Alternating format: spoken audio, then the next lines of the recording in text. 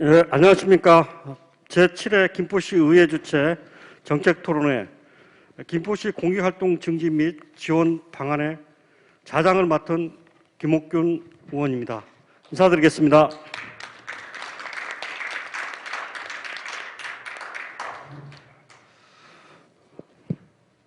귀한 시간을 내어 참석해 주신 존경하는 정화영 시장님, 신명선 의장님과 동료 의원 여러분께도 다시 한번 감사 인사드립니다. 자발적인 시민활동이 원활하게 지속되기 위하여 공익활동을 지원하고 활성화해야 더 따뜻하고 건강한 김포시 공동체를 만들 수 있을 것이라고 저는 생각합니다. 지난해 대통령령으로 시민사회 발전과 공익활동 증진을 위한 규정이 공포 시행되었습니다. 이에 따라 시민사회 활성화 법제화 및 정책에서 중요한 전환점이 마련되었고, 아울러 지역 시민사회의 정책 참여와 공익활동 활성화를 위한 기반 조성을 촉진하기 위한 지방자치단체장은 시민사회 발전과 공익활동 증진을 위한 시도 기본계획 수립 및 위원회 설치 등을 조례로 제정해 운영할 수 있도록 법적 근거를 마련하였습니다. 이에 우리 시에서도 시민사회 발전과 공익활동 증진을 위한 다양한 요구가 제기되었고, 그에 따라 사회 각계각층의 다양한 의견을 나누고 정책에 반영하고자 정책 토론회를 마련하게 되었습니다. 그럼 토론에 앞서 오늘 함께 해주실 분들을 소개해 드리겠습니다. 먼저 김포시 공익활동 지원센터 설립 추진 재원이라는 주제로 발표를 맡아주실 강정모 시민 콘텐츠 연구소장이면서 경희사이버대 견임 교수를 소개해 드리겠습니다.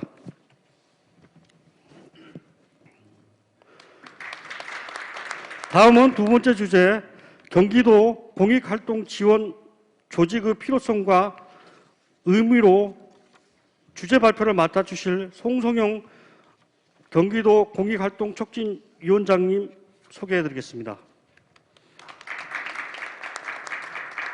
다음은 토론자 분들입니다. 김현 군포시 공익활동 촉진위원회 위원장님 소개하겠습니다. 이종준 김포경실전 사무국장님을 소개하겠습니다. 조종술 대한불교조계종 사회부 김포마하 이주민 센터장님을 소개하겠습니다.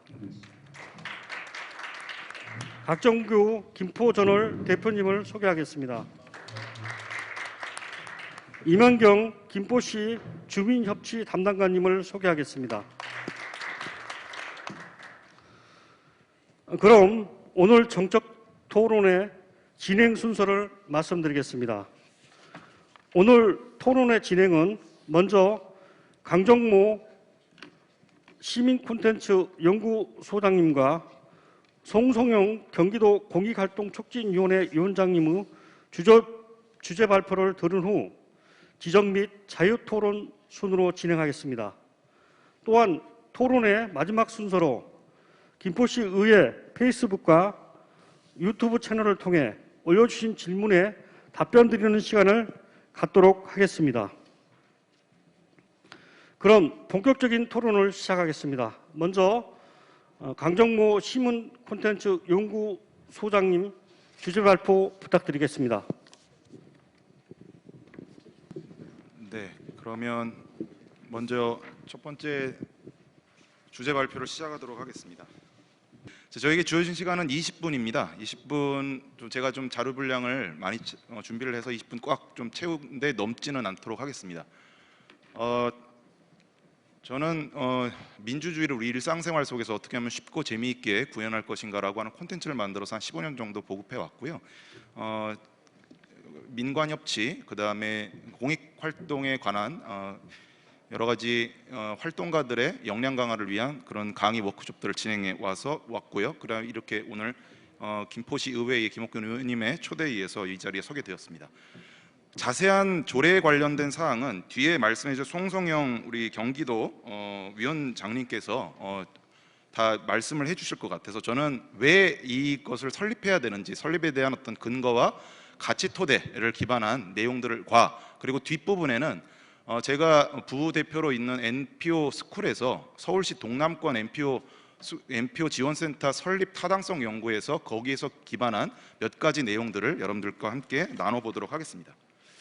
자, 그러면 공익활동 가치 토대를 한번 살펴볼 텐데요. 이걸 왜 해야 되나? 자, 이거는요, 우리나라 헌법에 기반합니다. 자, 헌법에 보면 전문에 보면 대한국민이라고 있는데 되게 많은 어떤 제가 교육을 들어보면 많은 국민들은 이걸 갖다 그냥 대한민국이라고 읽습니다. 근데 대한국민이거든요. 이게 전문의 주어상 전문이 한 문장으로 되어 있는데 주어가 하나입니다. 대한국민. 그러니까 헌법의 주어와 주체는 국가가 아니라 국민이라고 하는 것, 사람이라고 하는 것이죠. 자, 그 다음에 대한민국은 민주공화국이다. 이게 1조 1항입니다. 자, 이게 대한민국의 국시거든요. 그런데 일반 오늘날을 살아가는 시민들에게 우리나라의 국시는 무엇이냐, 특히 고려의 국시는 무엇이냐면 불교, 조선의 국시는 무엇이냐 그러면 유교, 0.1초 내로 대답을 하시는데 대한민국 국시는 무엇이냐라고 하면 거의 대부분 다 홍익인간 말씀하십니다.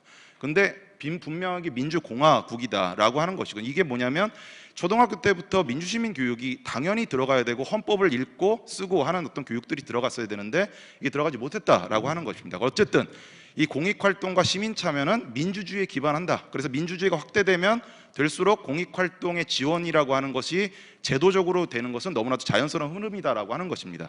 자, 왜 그러냐면 30년 전에 우리가 87년도에 드디어 여러 가지 부침들이 있었지만 확실하게 주권 재민을 확립을 하고 지금까지 살아왔습니다. 자, 근데 이것이 바로 형식적 민주주의, 양상한 민주주의라고 할 수 있죠. 제도가 안착이 되면 민주주의가 저절로 굴러갈 줄 알았지만 사실 지금까지 30년 전을 평가해 보면 그렇게 잘 굴러왔다 이렇게 우리가 대답할 사람은 별로 없죠. 이제부터 어떻게 보면 내용적 민주주의, 즉 시민 참여가 시작이 되는 지금 시작이라고 볼 수가 있겠습니다. 그럼 오늘 어디로 나아가야 되냐? 바로 시민을 위한, 국민을 위한 복지국가로 나아가야 되는데, 제가 여기서 드리고 싶은 말씀은 시민 참여의 전제가 무엇입니까? 주권 재민이죠. 주권 재민이 없는 시민 참여는 말이 안 되는 거죠. 마찬가지로 우리가 선진복지국가, 김포시가 선진복지 훌륭한 지역사회로 도약하기 위해서는 시민 참여라고 하는 그 전제가 두터워야만 복지국가로 나아갈 수 있다라고 하는 것입니다. 자, 그럼 여기서 국민과 시민의 차이점이 무엇이냐?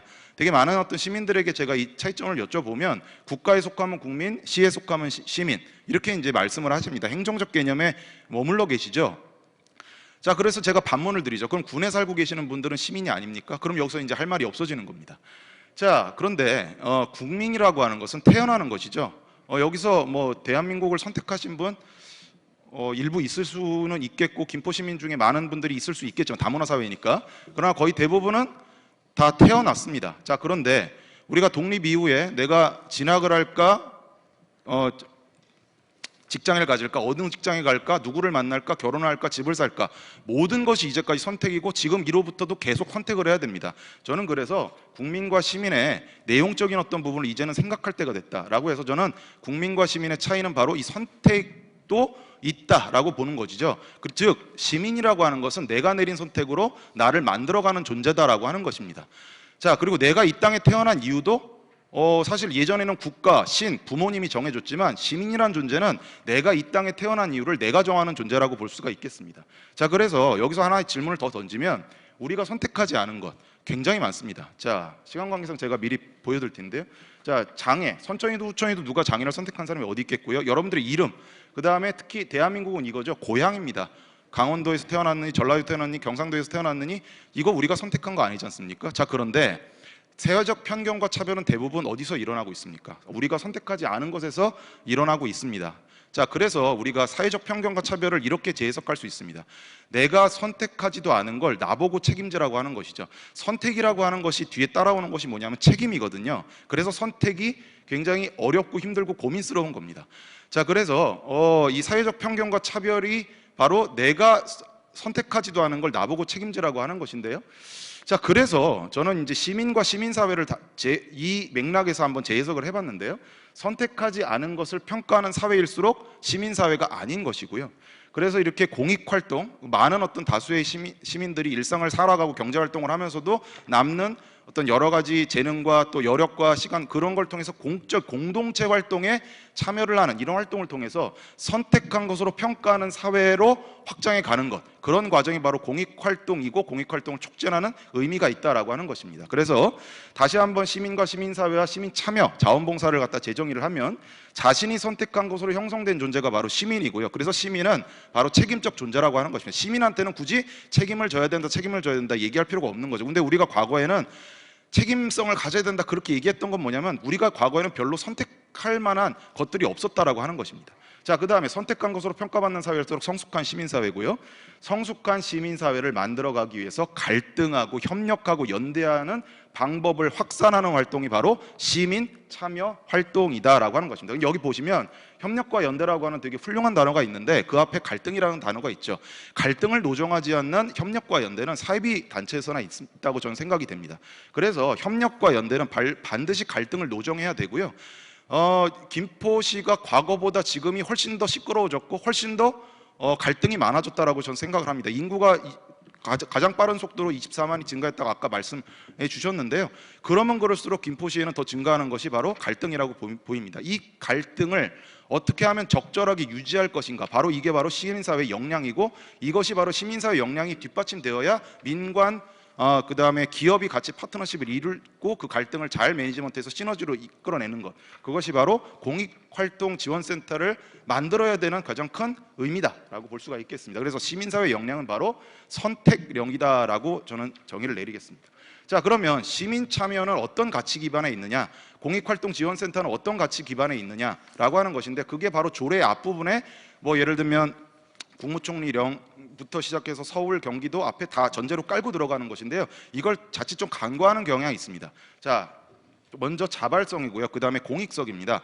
시민사회라고 하는 것은 자발성에 기반을 하죠. 자발적으로 모인 소수가 동원된, 조직된 것보다 훨씬 더 많은 시너지를 낸다라고 하는 것은 남북한의 지금 상황을 봐도 우리는 분명하게 증명된다라고 볼 수가 있겠죠. 그 다음에 이건 이제 자원봉사의 경우인데요. 자원봉사는 이제 무보수성이죠. 그 다음에 네 번째 가치가 바로 책임성이라고 볼 수가 있겠습니다. 특히 자발성과 공익성이라고 하는 이 두 가지가 공익활동의 아주 기본적인 어떤 가치다. 이것을 어떻게 하면 행정과 그다음 위탁 주체와 그 다음에 시민사회가 어떻게 하면 이것을 잘 살려나갈 것이냐가 바로 이 공익활동의 조례와 센터가 설립이 된다, 김포시가 설립이 된다면 그것이 바로 생명력이라고 볼 수가 있겠습니다. 자, 그러면 돈 많은 사람과 훌륭한 사람 어떻게 같을까요, 다를까요? 여기서 이제 언뜻 물어보면요, 시민들이 그냥 무의식적으로 이렇게 뭐 비슷합니다 이렇게 이제 얘기를 할 수 있는데 아니죠. 예, 그렇죠. 돈 많은 사람과 훌륭한 사람은 다르죠. 역시 마찬가지로 돈 많은 지역사회와 훌륭한 지역사회는 다르다라고 하는 것을 어쩌면 작년부터 이 존재가 우리에게 알려주고 있을지 않을까. 이 존재가 저는 혹시 코로나19가 아닐까. 즉 돈이 많은 국가나 사회가 곧 훌륭하다가 아니구나라고 하는 것을 전 세계 시민들이 좀 알아가고 있는 상황이 아닌가. 즉 뭐냐, 훌륭하다라고 하는 개념 정의를 다르게 해야겠다. 즉 돈이 있어야죠. 훌륭한 지역사회는 반드시 돈이 있어야 됩니다. 어느 정도. 그러나 돈만 갖고 있어서는 안 되고 바로 훌륭하게 되려면 이게 있어야 된다라고 하는 겁니다. 자, 그게 뭐냐면요, 바로 사회적 자본입니다. 제가 1, 2, 3을 좀 읽어보면요, 갈등 비용의 감소를 가져오는 신뢰, 정보소통의 네트워크, 이기주의를 넘어서는 도덕과 규범, 즉 자신이 속한 공동체가 나를 보호해 줄 수 있다는 확신, 내가 위기에 처했을 때 주변 사람들이 함께 해줄 것이라고 하는 확신, 즉 그 사회가 그 나라가 밤늦게 돌아다녀도 안전하다, 그리고 아이들 키울 때 안전하다, 신뢰가 있다, 뭔가 신용이 있다라고 하는 그런 어떤 사회에다가 여러 가지 투자도 일어나지 않겠습니까?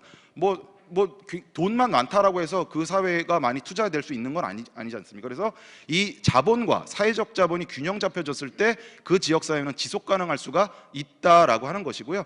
이 공익활동 지원센터는 바로 이 사회적 자본을 촉진하는 그런 어떤 기능을 한다라고 볼 수가 있겠습니다. 자, 그러면 제가 비유를 좀 들겠는데요.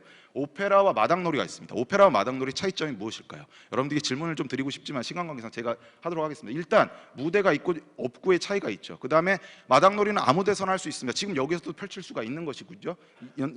그 다음에 특정한 전문성이 있는 배우가 일방적으로 진행을 하죠. 근데 마당놀이는 배우가 진행을 하지만 관객들과 함께 소통을 하면서 이야기를 짜여진 이야기를 그대로 하는 것이 아니라 이야기를 만들어 나갑니다. 김포에서 할 때나 화성에서 할 때나 광명에서 할 때나 다 다르게 이야기가 펼쳐질 수 있는 것이죠. 자, 그렇습니다. 자, 앞으로 이제까지의 국정, 시정, 구정, 군정, 조직 운영, 교육 운영 방식은 바로 어떤 방식이었을까요? 바로 오페라적 방식이었다고 하는 거죠. 자, 근데 지금부터 앞으로의 국정, 시정, 구정, 군정, 조직 운영 방식은 바로 마당놀이적 방식으로 갈 수밖에 없고요. 이것은 어떤 자치단체장이 되신다고 해도 역으로 갈 수는 없다라고 하는 것입니다. 자, 그래서 이것이 뭐냐? 바로 이제까지는 오페라적 방식은요, 성장 사회가였기 때문에 저런 방식을 취했다라고 하는 것이고요. 저 때 필요한 능력은 바로 정답을 맞히는 힘이었습니다. 즉 정답을 알고 있는 어떤 엘리트들이 뭔가 정답이라고 얘기를 하고 그것을 갖다가 제시를 하면 참여자들, 시민들은, 주민들은 그걸 달달달달 외우고 그냥 얘기만 하면 됐죠. 자, 그런데 마당놀이적 방식은 바로 성숙사회입니다. 성숙사회에서는 뭐냐면 그때그때 정답이 없죠. 그때그때 이해관계자들과 참여 주체자들이 수긍하는 답을 만들어내는 과정.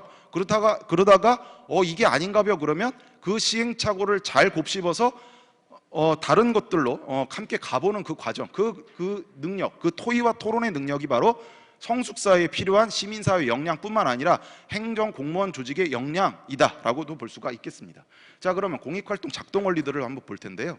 공익활동은 비해서 다른 공익활동 조직에 비해서 다른 조직을 비교하면서 한번 보도록 하겠습니다. 일단 평등의 가치에 기반한 근대사회의 그 가치는 자유평등 박애라고 볼 수가 있겠는데 우회가 더 정확한 번역인데요. 어쨌든 평등에 기반해서 행정조직이 있습니다. 자, 그 다음에 자유라고 하는 가치에 기반해서 기업조직이 있는 것이죠. 자, 그런데 자유라고 하는 가치 기반 속에서 기업만 있다가 보면 이게 이제 자칫 잘못하면 너무 약육강식의 어떤 논리로 가게 되고 그래서 그걸 견지를 해야겠다라고 하는 측면에서 강력한 힘을 가진 행정부가 등장을 해서 견제를 합니다. 그런데 시간이 지나다 보니까 정경유착이 될 수 있는 가능성도 있다라고 하는 것이죠. 그래서 그것을 갖다가 제3지대에서 견제를 하는 우위의 방식의 공동체, 시민사회가 형성이 됐다라고 볼 수가 있겠습니다. 자, 그래서 장기와 바둑의 차이점을 한번 볼 수가 있겠는데 장기는 계급이 직책과 직급이 있죠. 그 다음에 각 말마다 가야 되는 길이 다 있습니다. 그 다음에 계급장도 새겨져 있죠. 자, 그 다음에 소수입니다. 근데 그에 비해서 바둑은 바둑 알이 알 크기가 다 같고요. 그 다음에 누가 누군지 다 모릅니다. 그 다음에 특정하게 두는 방식은 없지만 아무렇게나 두면 지는 것이죠. 그 다음에 이기는 방식은 뭐냐면 이렇게 뭔가 집을 지어서 이기는 방식이고 여기는 누굴 죽여서 이기는 방식입니다. 자, 그러면 행정과 시민사회 각각의 작동 방식이 가까운 것은 어떤 방식이냐? 자, 여러분들 이제 느꼈다시피 바로 장기적 방식이 바로 행정적인 어떤 그 작동 원리에 비유할 수 있고요. 그 다음 바둑적 방식이 바로 시민사회에 비유할 수 있습니다. 이렇게 작동 원리가 다르다. 근데 어느 쪽이 좋고 나쁘다 이런 어떤 얘기를 지금 하는 게 아닙니다. 같이 있어야 전체 조직이 다 굴러갈 수 있다라고 하는 것이죠. 자, 시간 체크 좀 부탁드리겠습니다. 자, 그래서 전체 사회는 국가, 시장, 시민사회로 세 바퀴가 굴러가는데 자, 일단 저 사이에 있는 국가와 시민사회를 연결하는 중간지대가 형성이 되고 있고요. 국가가 발전함에 따라서 그래서 바로 그 거버넌스 역할을 하는 것이고요. 그 다음에 시민사회와 시장을 중간지대를 연결하는 역할을 하는 것이 바로 사회적 경제라고 볼 수가 있겠습니다. 자, 공익활동 지원센터는 바로 저 사이에를 연결하는 저 지대에서 역할하는 것이라고 볼 수가 있겠습니다. 자, 그런데 이것은 어떤 역량이 필요하냐? 바로 공익활동의 조직 유형들을 보면 일단 협동조의 사회적과 사단법인 저쪽 영역을 볼 수가 있겠는데요. 여기서 제가 빨간색으로 표시한 어떤 부분이 있습니다. 이게 바로 뭐냐면 기업 조직은 일주일표의 작동 방식으로 돌아갑니다. 그러니까 주식이 많이 갖고 있는 사람이 많은 영향력을 행사할 수 있는 것이죠. 그런데 이렇게 협동조합부터 사회적, 그 다음에 단체, 공익조직 단체로 오게 되면 1인 1표적 방식으로 의사결정 구조가 바뀌게 됩니다. 그래서 기업에서 오래 있으신 분들이 단체 활동을 할 때 좀 적응이 안 되시는 게 바로 제가 경험상 저 영역입니다. 그러니까 의사결정을 모두 다 동등하게 해야 되기 때문에 어떤 역량이 필요하냐, 바로 민주주의라고 하는 기술과 역량이 필요하다. 그러니까 민주주의라고 하는 가치를 많이 함양하신 분도 특정한 어떤 기술에 대한 어떤 그 역량이 없으면 적응하기가 참 어렵다라고 하는 어떤 것들을 제가 많이 듣게 되는데, 그런 부분에 대한 역량들을 많이 고취시키는, 촉진하는 역할들이 바로 센터가 해야 될 역할이고요. 왜 그러냐면, 완전한 인간이 존재한다는 사람들을 위한 정치체제가 바로 독재라고 한다면, 이거에 비해서 스스로 옳다고 확신하지 못하는 사람들을 위한 정치체제가 바로 민주주의다라고 하는 것입니다. 자, 그래서 이 민주주의는 가치뿐만 아니라, 제도뿐만 아니라 기술과 역량이 필요하다. 이제는 이 기술과 역량이라고 하는 내용이 필요할 시대가 왔고, 그것을 김포에서도 활성화시킬 필요가 시대가 왔다라고 하는 말씀을 드리고요. 자, 그래서 새롭게 정치기관을 만드는 데는 6개월이 걸리지만 절반쯤 생존 가능성 있는 경제체제를 창조하는 데는 6년, 그러나 하나의 시민사를 창조하는 데는, 다렌도르프라고 하는 독일의 시민사회 정치학자는 바로 60년이 걸린다라고 이런 얘기를 했습니다. 그래서 건강한 시민사회 형성의 가장 큰 걸림돌은 저는 서두름이다라고 볼 수가 있겠어요. 그래서 이 조례를 만들고 센터를 설립하는데 제가 볼 땐 오늘 토론회를 시작으로 이제 본격적 토론이 시작이 된다, 이런 어떤 좀 생각을 가지시고 이것을 하나하나 꼼꼼히 앞선 군포를 비롯하여 여러 앞선 공익활동의 여러 시행착오들 다 모으시고 천천히 토론해 가시는 그런 과정들이, 꼼꼼히 토론해 가시는 그런 과정들이 되시기를 바라겠습니다. 자, 그러면 조직활동과 지원 전략들을 한번 보도록 할 텐데요. 자, 시간 관계상 제가 이 부분을 좀 생략을 하고 운영 전략부터 좀 말씀을 좀 드리도록 하겠습니다. 저 뒤에 보시면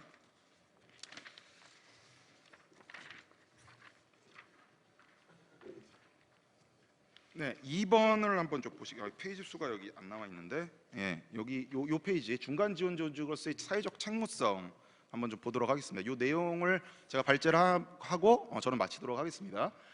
자, 중간 지원 조직을 설립을 할 때 이 사회적 책무성이라고 하는 게 되게 이제 가장 중요한 것인데요. 왜냐하면 이게 흔들려지게 되면, 이게 흔들려지면서 일을 잘한다라고 하면 어떤 현상이 발생하냐면, 공익활동지원센터가 시민사회를 촉진하고 활성화하는 목적인데 그 목적을 상실하고 준행정기관화, 행정의 에이전시화를 초래하는 그런 경향이 있다. 이건 다른 어떤 중간 지원 조직의 그런 시행착오에서 여러 가지 얘기하는 그런 어떤 얘기들입니다. 왜냐하면 예산 권한이 있는 김포시라는 위를 향한 책임성과 그 다음에 풀뿌리 시민단체라고 하는 아래를 향한 책임성 간의 사이에 딜레마가 있는데, 센터가 운영이 되다 보면 아무래도 중력이 강한 김포시라는 위를 향한 책임성의 중력이 더 이끌려지게 되고 밀도에 더 빨려 들어가게 됩니다. 그러다 보면 준행정기관화와 행정에이전시화가 되는데, 그걸 방지하기 위해서는 뭐냐면, 처음에 사명과 비전, 이걸 우리가 왜 하는가 라고 하는 그 사명과 비전을 끊임없이 명료하고 거기에 참여하시는 직원분들의 사명 비전을 뚜렷하게 하는 그런 어떤 얘기들을 계속 점검해 가야 된다라고 하는 것입니다. 사업만이 점검이 아니라 그 정신을 계속 살려야 되는 그런 취지를 살려가는 그런 것들이 필요하다. 그런 과정들이 필요하다라고 하는 것이고요. 그 다음에 하나를 또 3번을 보면 전문성에 기반한 창의혁신 운영 도전, 뭐가 좋은 얘기죠. 자, 근데 어떻게 보면 아까 앞의 맥락과 이어지는 겁니다.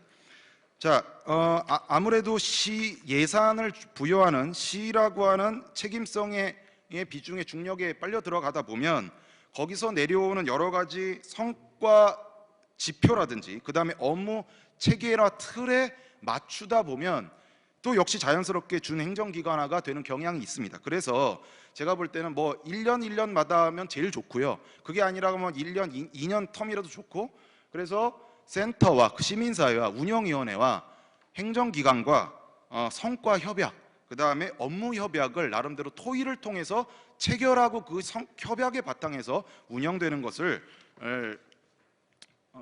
추천해 드립니다. 자, 그 다음에 공익활동지원센터의 파트너십은 공공기관뿐만 아니라 아까 얘기했던 거버넌스 영역뿐만 아니라 기업과 비영리 조직을 같이 연결하는 그런 어떤 연결의 네트워킹이 되게 중요한 어떤 역할인데요.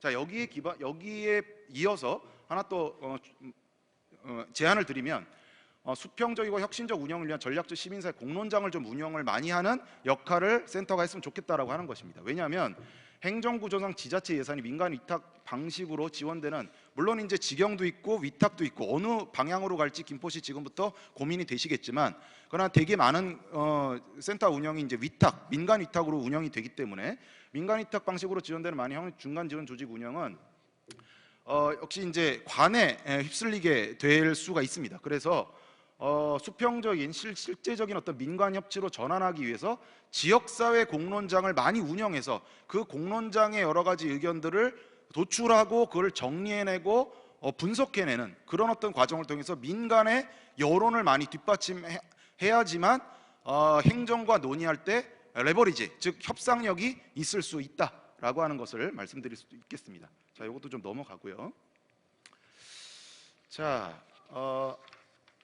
네, 요거는 좀 짚고 가야 되겠습니다. 건강한 공익조직 지원 영역입니다. 센터는 그럼 어떤 지원 영역이 있냐?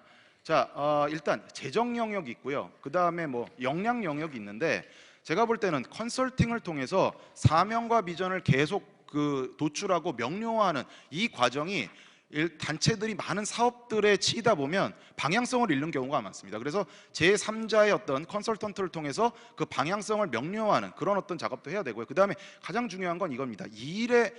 단체는 일을만 하는 조직이 아니고 센터도 일만 하는 조직이 아닙니다. 관계성을 잘 맺는, 그리고 갈등을 잘 조정하는 기능도 사업 못지않게 매우 중요한 영역이다라고 하는 것이거든요. 그래서 관계와 갈등을 잘 조정하는 그런 지원도 센터가 할 필요가 있다라고 하는 것입니다. 그래서 공익활동 지원센터를 운영할 때 운영위원회 의사결정 구조가 어떻게 보면은 아름아름에 있는 동일한 분들끼리만 모여 있는 이런 것이 아니라 좀 더 개방적이고 또 공모적인 방식으로 반 정도 어느 퍼센테이지는 비율을 명확하게 좀 조례에 명시하는 그렇게 출발을 하는 방향이 됐으면 좋겠고, 그래야지만 김포시의 숨은 다양한 시민사회 역량 있는 자원들이 발굴이 될 수가 있습니다. 그 행정 민관 협력을 여러 가지 사업들을 갖다가 제가 논의를 하다 보면 공무원분들이 제일 안타까워하는 게 뭐냐면 발굴을 해야 된다. 김포시에 충분한 어떤 민간 자원들이 있는데 발굴을 해야 되는데 그걸 우리도 안다. 근데 시간이 없다라고 하는 말씀들을 많이 하십니다. 그래서 이런 어떤 운영위원회의 다양성을 통해서 발굴을 하는 그런 어떤 과정을 가졌으면 어떨까, 이런 말씀을 드리고요. 그 다음에 관계를 중시하는 사고관의 균형을 유지하는 게 중요하다라고 하는 말씀 드리도록 하겠습니다. 자, 그다음 요거는요, 이게 한번 도전해 보시라라고 하는 어떤 차원에서 말씀드리겠습니다. 요거 그다음 하고 마치겠습니다.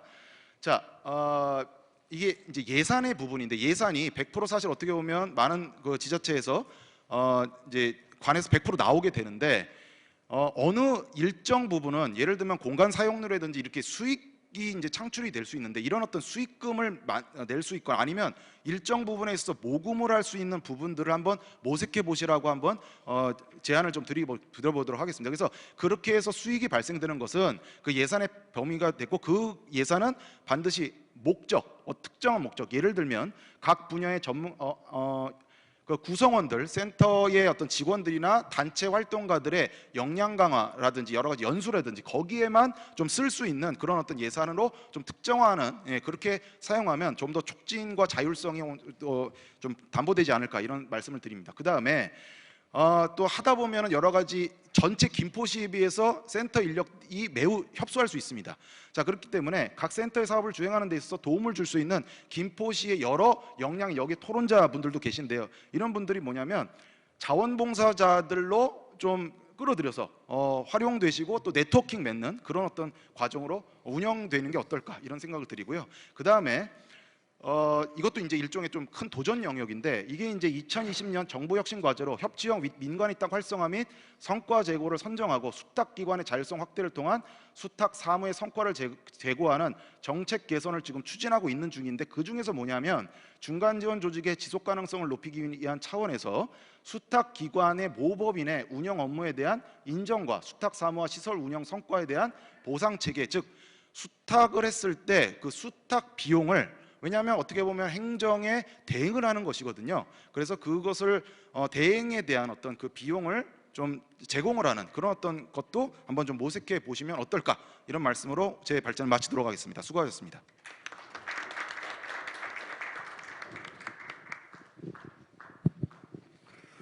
예, 강정묘 교수님, 많은 내용을 제한된 시간 내에 발표하시다 보니까 좀 많이 힘드신 것 같아요. 하여튼 고생하셨습니다. 연구소장님께서 공익활동 기반이 되는 가치와 공익활동과 지원 방안, 공익활동 지원센터 운영 전략 등 공익활동 활성화를 위한 전반적인 말씀을 해주셨습니다. 우리 시에서도 공익활동센터가 설립이 된다면 연구소장님의 말씀이 큰 도움이 될 것이라고 생각됩니다. 주제 발표 감사합니다. 이어서 두 번째 주제 발표를 들은 후 본격적인 토론을 진행하도록 하겠습니다. 송성용 경기도 공익활동 촉진위원회 위원장님 주제 발표 부탁드리겠습니다. 그래서 경기도 공익활동 지원조 중에 필요성과 의미라는 거는 이제 도 차원에서 실질적으로 저희가 그 공익활동 지원센터, 공익활동 촉진위원회를 구성하고 공익활동 촉진 센터를 만들기까지의 그 과정입니다.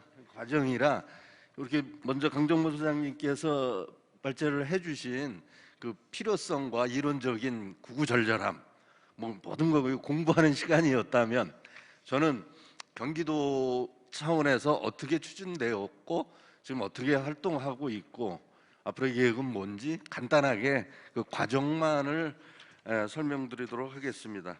그래서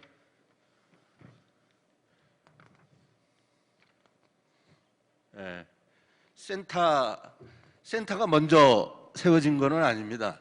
그 공익활동 촉진위원회 조례를 먼저 만들고 그 조례에 의해서 공익활동 촉진위원회가 활동을 하면서 거기에 맞춰서 후에 공익활동 지원센터를 설립을 했는데요. 위치는 경기도 수원시 인계동에 있는 경기 문화재단 4호 9층에 한 80평 정도의 공간을 마련해서 각종 시민사회나 경기도의 뭐 공적인 일들이나 이렇게 요즘 코로나 상황으로 물론 공적인 모임은 2.5단계에서는 49인, 2단계에서는 100인 이하 뭐 이렇게 넓은 장소에서는 모일 수 있는데 아무래도 그 관공서나 이런 데는 폐쇄를 하기 때문에 어렵지만 그래도 어느 정도 우리 시민사회나 공적 부분에 그 모임을 가질 수 있도록 그렇게 구성이 됐고요. 인원은 8명. 예산은 초기여서 작년에 출범한 초기여서 그렇게 많지가 않습니다. 7억 6,100만 원 정도의 예산으로 운영을 하고 있습니다. 그래서 올해는 대폭 좀 예산을 올려서 그렇게 대폭은 못 올리고요. 일부분 예산의 그 경기도 주민참여 예산으로 10억 정도를 또 지자체에 그 신청을 받아서 이렇게 운영을 하고 있습니다. 아직은 초기 단계여서 경기도 큰 덩치에 비해서 예산이 그렇게 많이 되어 있지는 않습니다. 그 수탁기관은 경기시민연구소 울림이라는 곳에서 수탁을 공개 모집을 통해서 수탁을 했고요. 그 경기시민연구소 출범 과정 뭐 이렇게 PPT 자료를 보시면은 쭉 그냥 설명이어서 그 공익활동 경기도가 어떻게 고민했는지를 제가 드리고 간략하게 뭐 설명 같은 거 곁들여서 그렇게 하도록 하겠습니다. 제가 경기 시민사회단체 연대회의 상임대표를 수년째 맡고 있어서요. 그 경기도 시민사회 활성화를 위해서 먼저 우리가 정책적으로 접근을 한 경기시민연구소를 시민사회 활동가 중심으로 경기도에 설립을 합니다. 설립을 해서 이후에 시민사회 활성화가 무엇이냐, 어떻게 가져가면 좋겠는지를 하는 과정에서 연구과제들을 통해서 공익활동지원센터를 수탁하는 과정까지 그렇게 가게 돼 왔습니다. 자, 이거 추진 경과를 한번 보시면요. 그 민선 7기 이재명 도지사 들어서면서 그 인수위원회에 경기시민사회단체 연대회의가 공식적으로 인수위원회에 참여를 하게 됩니다. 거기서 협치정책의 과제를 하나로 그렇게 했고요. 그래서 민선 7기의 핵심 과제로 경기도의 시민사회 활성화를 위해서 경기도 공익활동 촉진위원회에 관한 조례 제정을 하게 됩니다. 19년 1월인데요. 그 전에 경기시민사회단체연대의 활동가들과 도의원 간에 여러 차례 그 토론회를 거쳐서 그 조례를 확정을 했고요. 그래서 기본계획을 9월에 19년 2월에 설립을 해서 울림이라는 아까 시민연구소 울림에 그 위탁을 했고요.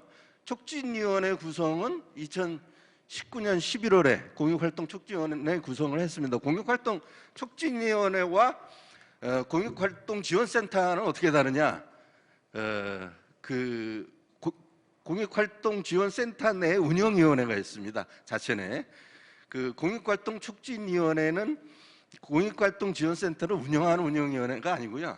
공익활동 촉진위원회는 경기도 내에 도 차원이면은 31개 시군군이나 뭐 도 단위의 여러 단체들의 그러한 그 공익활동 측면에서 공익적 요소를 찾아내서 정책적으로 협의를 하고 제안도 하고 하는 그런 그 위원회입니다. 해서 그 공익활동 촉진위원회와 센터 운영위원회는 엄연히 다르고요.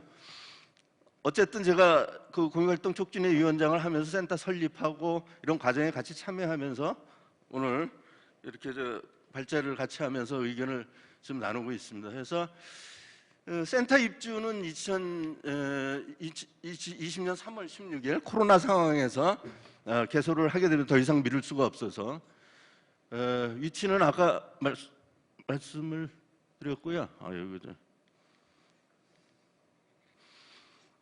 센터 설립의 필요성은 아까 이론적으로 우리 정경무 소장님께서 말씀을 많이 해주셔서 그 공익하면은 범위가 엄청나게 넓죠. 시민사회 단체 활동만 공익의 범주에 들어가는 것은 아닙니다. 하지만 시민사회 단체의 중심으로 해서 공식적인 추진을 하게 되고 거기에 설립을 하면서 그 경기도 내에 그 모든 단체나 지역 이렇게 서브할 수 있는 그러한 구성을 하게 되고요. 경기도 민선 7기 핵심 과제를 실현하는 그 시민사회 활성화 공익적 활동을 통해서 그 플랫폼을 만들게 됩니다. 경기도 공익활동지원센터 운영 방향은 아까 제가 그 랩이 잘못 찍어서 방향이 잘못되면은 엄청난 고생을 하고 그렇게 한다고 말씀을 드렸는데 이 중요합니다. 민간 협력 거버넌스 그러니까 민간 협치 차원의 그 공익활동지원센터의 역할과 운영 방향에서 개인과 단체가 진행하는 공익활동에 대한 포괄적 역할, 행정과 시민사회 중간의 공익활동 지원 조직. 뭐 시군 가장 중요한 거냐? 오늘 김포에서도 이렇게 훌륭한 토론회를 이렇게 크게 시장님도 모시고 구의원들도 모시고 이렇게 크게 할 줄은 전혀 못했습니다. 그래서 줌으로 간단하게 하는 토론회인 줄 알고 왔는데 굉장히 준비를 많이 하신 것 같습니다. 그 준비에 걸맞게 이러한 목표들을 도 차원에서는 이렇게 했으니 이걸 가공을 하셔서 김포에서는 어떤 방향으로 가져갔으면 좋겠다라는 걸 제안을 드리는 차원이고요. 공익하면은 공익, 공공정 이익, 공익이라는 그 범주 내에 시민사회 활동, 시민단체 활동, 공익 활동이 없었던 게 아니죠. 각 처의 도내에 각 시군구에 뭐 김포도 시민사회단체 연대회가 있는 걸로 알고 있습니다. 있죠? 그러한 것들이 각 처에서 활동하던 거를 구슬이 흩어져 있던 거를 구슬을 엮어서 꿰는 역할을 하는 거, 공익활동. 즉 공익적 활동을 하면서도 이게 공적인 그 사익이 아니라 사익은 살이라 그러죠. 공리를 취하는 공익적 활동이 당연히 다수를 위해서 시민을 위해서 시민단체들이 활동함에도 불구하고 조금 그 저것만 강요하는 희생만 강요하는 걸 한 단계 넘어서서 서울에는 오래전에 MPO 지원센터가 있었죠. 그런 거를 넘어서서 정당하게 공적 활동에 대해서 그 세금을 지원받아서 활성화될 수 있도록, 그러면 그 이익은 어디로 누가 들어갈까요? 김포에서 만들면 김포 시민에게 서비스하는, 김포 시민에게 돌아가는 결과를 만들어낼 수 있는 거죠. 공익적 활동 측면에서. 네. 그 연계 방안은 시군 공익활동 관계자가 참여하는 운영위원회가 아까 말씀드렸다시피 공익활동 촉진위원회 도의 조례의한 것 말고 운영위원회가 구성을 돼 있고요. 시군이 협력을 해서 지역별 공익활동 토론회를 계속 지내서 31개 시군을 다 대상으로 우리 공익활동센터가 돌아다니면서 의견을 수렴하고 그거에 대해서 대안을 만들어내고 정책을 개발하고 경기도 차원의 31개 시군구를 어떻게 지원할 수 있는지를 만들어내는 과정을 연계해서 지금 진행하고 있습니다. 그 과정에서 김포도 지금 준비 중이고요. 그 경기도 지역 시민사회 연대 현황은 연대체 구성이나 정기 회의 등 각 그 단위에 14개 시군이 그 연대체 구성을, 김포도 물론 들어가 있고요. 14개 중에 비정기적인 모임이나 뭐 이런 것들을 보면은 활동이 그렇게 활발하지는 않더라도 운영은 되고 있더라. 근데 그게 그 활발하게 운영할 수 있도록 공익활동 촉진을 위해서 공익활동 촉진을 하는 것이다, 이렇게 말씀드릴 수 있고요. 지역 협치 조례는 9개 도내 협치 조례가 있습니다. 근데 아쉽게 김포는 아직 협치 조례가 준비 중이시겠죠, 시장님? 네, 아주 훌륭하게 김포는 이 출발서부터 보니까 굉장히 잘 준비하실 것 같습니다. 제가 시간을 조금 땡겨서 흔든다 그래서 공익활동지원센터의 특정 그 TF를 만들어서 지역에 31개 시군의 시민사회 활동이 어떻게 전개되고 있는지를 조사한 그런 결과입니다. 물론 여기 군포에 김현 의원님도 참여해서 군포 현황도 말씀을 해주시겠지만 그런 것 곁들여서 또 말씀을 해주실 것 같고요. 많은 시간. 그래서 지자체 시민사회 공익활동 지원 현황 그리고 평가 이런 걸 통해서 제대로 된 공익활동 지원 시스템을 만들어 가자. 근데 경기도의 그 방대한 조직에 방대한 곳에 제대로 뭐 그 시군의 협조라든지 뭐 시민사회들에 드러내놓지 않고 활동하는 뭐 이런 것들 때문에 어려움이 많았다고 여겨지고요. 어쨌든 그 활동을 통해서 어떤 대안을 마련하기 위한 정책을 접근을 했고요. 시민사회 결과는 민간협치 현황 그리고 개선해야 할 과제가 여전히 시민사회는 행정부의 공적 영역에 같이 있으면서도 파트너가 아니다. 이건 잘못된 인식이죠. 시민사회 단체 활동도 뭐 일부 국한에서 시민사회라는 걸 국한에서 말씀드리는 건 아니고요. 여러 단체들의 공익적 활동도 당연히 파트너가 돼야 된다는 얘기로서부터 출발을 해야 되는데 그렇지 못한 현실인 것 같습니다. 그래서 지역 시민사회 및 공익활동 지원 방안에 대해서 무지하게 좀 고민을 많이 하고 행정이 공익적 차원에서 같이 손잡고 시민사회가 갈 수 있는 대로 한다면 그 서비스는 온전히 시민에게 돌아가는 것이죠. 일부 그 시민단체를 지원해서 재정적으로 지원해서 키우는 것이 아니라 그렇게 됨으로써 시민에게 그 서비스가 돌아간다는 것을 염두를 해둬야 되고요. 광역단체 지금 지원 현황을 경기도도 합류를 했지만요, 쭉 현황이고요. 경기도 시군 공익활동 군포는 지금 저 센터 그 공모의 절차에 들어가서 가장 빠르고요. 부천 그리고 또 김포도죠, 오늘 토론회를 통해서 아주 빠르게 움직일 거로 예상이 됩니다. 네, 여기 현황이고요. 뒤에 첨부 자료로 그 시민사회 발전과 공익활동 증진에 관한 규정 대통령령 첨부를 했는데 이거는 참조를 하시면 될 것 같고요. 그래서 시민사회 발전위원회라고 출범을 했습니다. 일부에서 공익활동이냐 시민사회냐 해서 그 법 이름을 잡듯 시민사회 발전 및 발전과 공익활동 묶어서 그렇게 법이 돼 있고요. 그래서 첨부를 했으니까 그걸 보고 그 지역에 맞게 그 시민사회나 행정과의 그 거버넌스를 통해서 지역에 맞게 가공을 하시면 좋을 것 같습니다. 경기도도 민간협치과에서 지금 그 공익활동촉진위원회 조례가 있지만 시민사회 발전법이 통과됨에 따라 그 법과 연계성을 따져서 새로운 그 시민사회발전위원회라든지 뭐 이런 것을 지금 준비 중에 있습니다. 한국 그 지원센터 설립 지원 아까 말씀드렸죠, 10억. 이게 경기도 주민참여 예산으로 해서 지원하는 그 예산이고요. 뭐 딱 15분 걸렸습니다. 20분이었는데 제가 좀 늦게 오는 바람에 여러분들한테 예의상 그래도 한 그 15분으로 이렇게 짧게, 물론 쭉 내용을 읽어보시면은 설립 과정이 충분히 있고요. 우리가 염두에 둬야 될 건, 김포도 추진하면서 염두에 둬야 될 건 시민사회단체, 특정 단체를 그 지원해서 키우는 것이 절대 아니라는 말씀이죠. 그 공익적 차원에서 접근을 해야 된다. 공익이라는 거는 사리에 반대되는 거, 공리를 취할 수 있는, 그러니까 비영리 민간단체라고 하고 영리를 추구하지 않죠. 그런 과정이 있기 때문에 김포에서도 추진하면서 접근을, 행정에서의 민간협치 그 접근을 그 공익적 차원, 반드시 세금이 투여돼서 활성화시켜야 되는 그런 거를 염두에 두고 추진을 하셨으면 좋을 것 같습니다. 이상 발전 마치도록 하겠습니다. 감사합니다.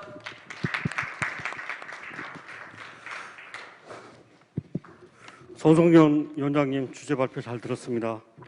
위원장님께서 공익활동 지원센터의 필요성, 운영 방향, 그리고 경기도 31개 시의 시민사회 현황 및 개선해야 할 과제를 말씀해 주셨고 앞으로 나아가야 할 방향을 제시해 주신 것 같습니다. 향후 김포시 정책에 많은 도움이 될 것 같습니다. 그럼 지금부터 발제 내용을 중심으로 토론을 이어가도록 하겠습니다. 먼저 김현 경기도 군포시 공익활동촉진위원회 위원장님부터 말씀을 들어보도록 하겠습니다. 군포시에서는 지난해 공익활동 촉진 및 지원에 관한 조례를 경기도 최초로 제정하였고 공익활동 지원센터의 설립을 추진 중에 있다고 얘기를 들었습니다. 발제 내용과 관련하여 군포시 공익활동 촉진부터 조례의 제정부터 지금 촉진위원회 활동 이런 전반적인 것들을 다 포함하고 있는 내용 같아요. 그래서 이 내용은 지금 김포시에서 추진하고 있는 내용들이니까 앞으로 잘 들어보면 굉장히 도움이 될 수 있는 내용이라고 생각됩니다. 우리 김현 센터장님 모시고 주제 발표 들어보겠습니다. 토론 주제 발표해 주십시오. 네, 반갑습니다. 방금 소개받은 군포시 공익활동촉진위원회 위원장 김현입니다. 먼저 이렇게 좋은 자리 초대해 주신 김포시장님, 또 김포시의회 의장님, 또 김포시의회 의원님들 포함해서 관계자분들 감사드리고요. 이 10분 안에 이 내용을 다 말씀드리는 건 좀 어려울 것 같긴 합니다. 그래서 압축적으로 중요한 내용만 좀 말씀드리는데, 두 분의 발제를 워낙 이렇게 개념과 또 필요성, 의의 같은 거를 두 분께서 워낙 잘 설명해 주셔서 또 저한테 요청하신 것은 군포시 사례를 중심으로 좀 말씀해 달라 그거였습니다. 그래서 제가 좀 10분 안에 가능하면 군포시 사례를 핵심적으로 타이머를 맞춰서 좀 진행하도록 하겠습니다. 페이지 수는 안 나와 있는데요. 그 규정 뒤쪽에 나와 있습니다. 군포 공익활동 촉진위원회 활동 및 센터 설립 추진 사례를 중심으로 요걸 보시면 되겠고요. 그 전제가, 그러니까 군포시 사례를 요즘에 경기도 여러 지역에서 말씀을 많이 하시는데 잘 되고 있다 이런 평가를 받는 것 같아요. 근데 전제가 있는 게 뭐냐면 어떠한 중간 지원 조직, 그러니까 공공단체든 뭐 공익단체, 공익 조직이든 이런, 그러니까 행정과 시민사회 중간에 있는 걸 그냥 통틀어서 중간 지원 조직이라고 말씀드리겠습니다. 이 중간 지원 조직이 잘 설립되기 위해서는 거기에 참여하는 모든 주체들이 적극적인 협력이 필요합니다. 그렇지 않으면 어느 일방의 의견이나 일방의 목적에 의해서 만들어지는 것은 좀 가다가 삐끗할 수 있다. 그런 측면에서 군포시가 나름대로 잘 준비하고 있다는 것은 바로 이 여러 주체들이 굉장히 적극적으로 했다는 겁니다. 특히 군포시, 그러니까 행정에서 뭐 시장님은 적극적으로 이 TF팀을 밀어주셨고 또 거기에 참여했던 행정 공무원들도 굉장히 적극적으로 해주셨기 때문에 더불어서 다양한 시민사회 단체에서 거의 한 1년 반 가까이 이 설립을 위해서 모델을 설계를 짰기 때문에 어느 정도 내용적으로 이렇게 합의하고 진행할 수 있었다는 걸 말씀드립니다. 그것이 이제 전제다. 그러니까 뭐 어떤 군포시의 시민사회가 잘했다거나 행정이 잘했다는 것이 아니라 이 주체 참여했던 주체들이 굉장히 적극적으로 했다라는 것을 전제해서 말씀드리고요. 그러니까 2019년이죠. 지금부터 딱 2년 전입니다. 2년 전에 군포시가 제안을 해서 센터를 만들려고 하는데 참여하자라고 시민사회 제안했고 그래서 TF를 구성했습니다. 그때가 2019년 2월이었습니다. 그때부터 지금까지 첫 페이지에 나와 있듯이 그러니까 작년 6월까지 거의 1년 4개월 정도 TF를 구성해서 운영했는데 15차례 회의를 가졌고요. 그다음에 충남과 광주, 광산구 방문도 있었고 간담회 뭐 토론회 각각 1회씩 공청회 2회 그다음에 247명의 설문조사와 FGI 이것을 진행을 해서 결국 최종 결과 보고서를 만들었죠. 그리고 나서 해산을 하고 7월 달에 작년 7월 달에 공익활동촉진위원회를 구성을 합니다. 그것은 조례에 의해서 조례는 작년 초에 제정이 됐고요.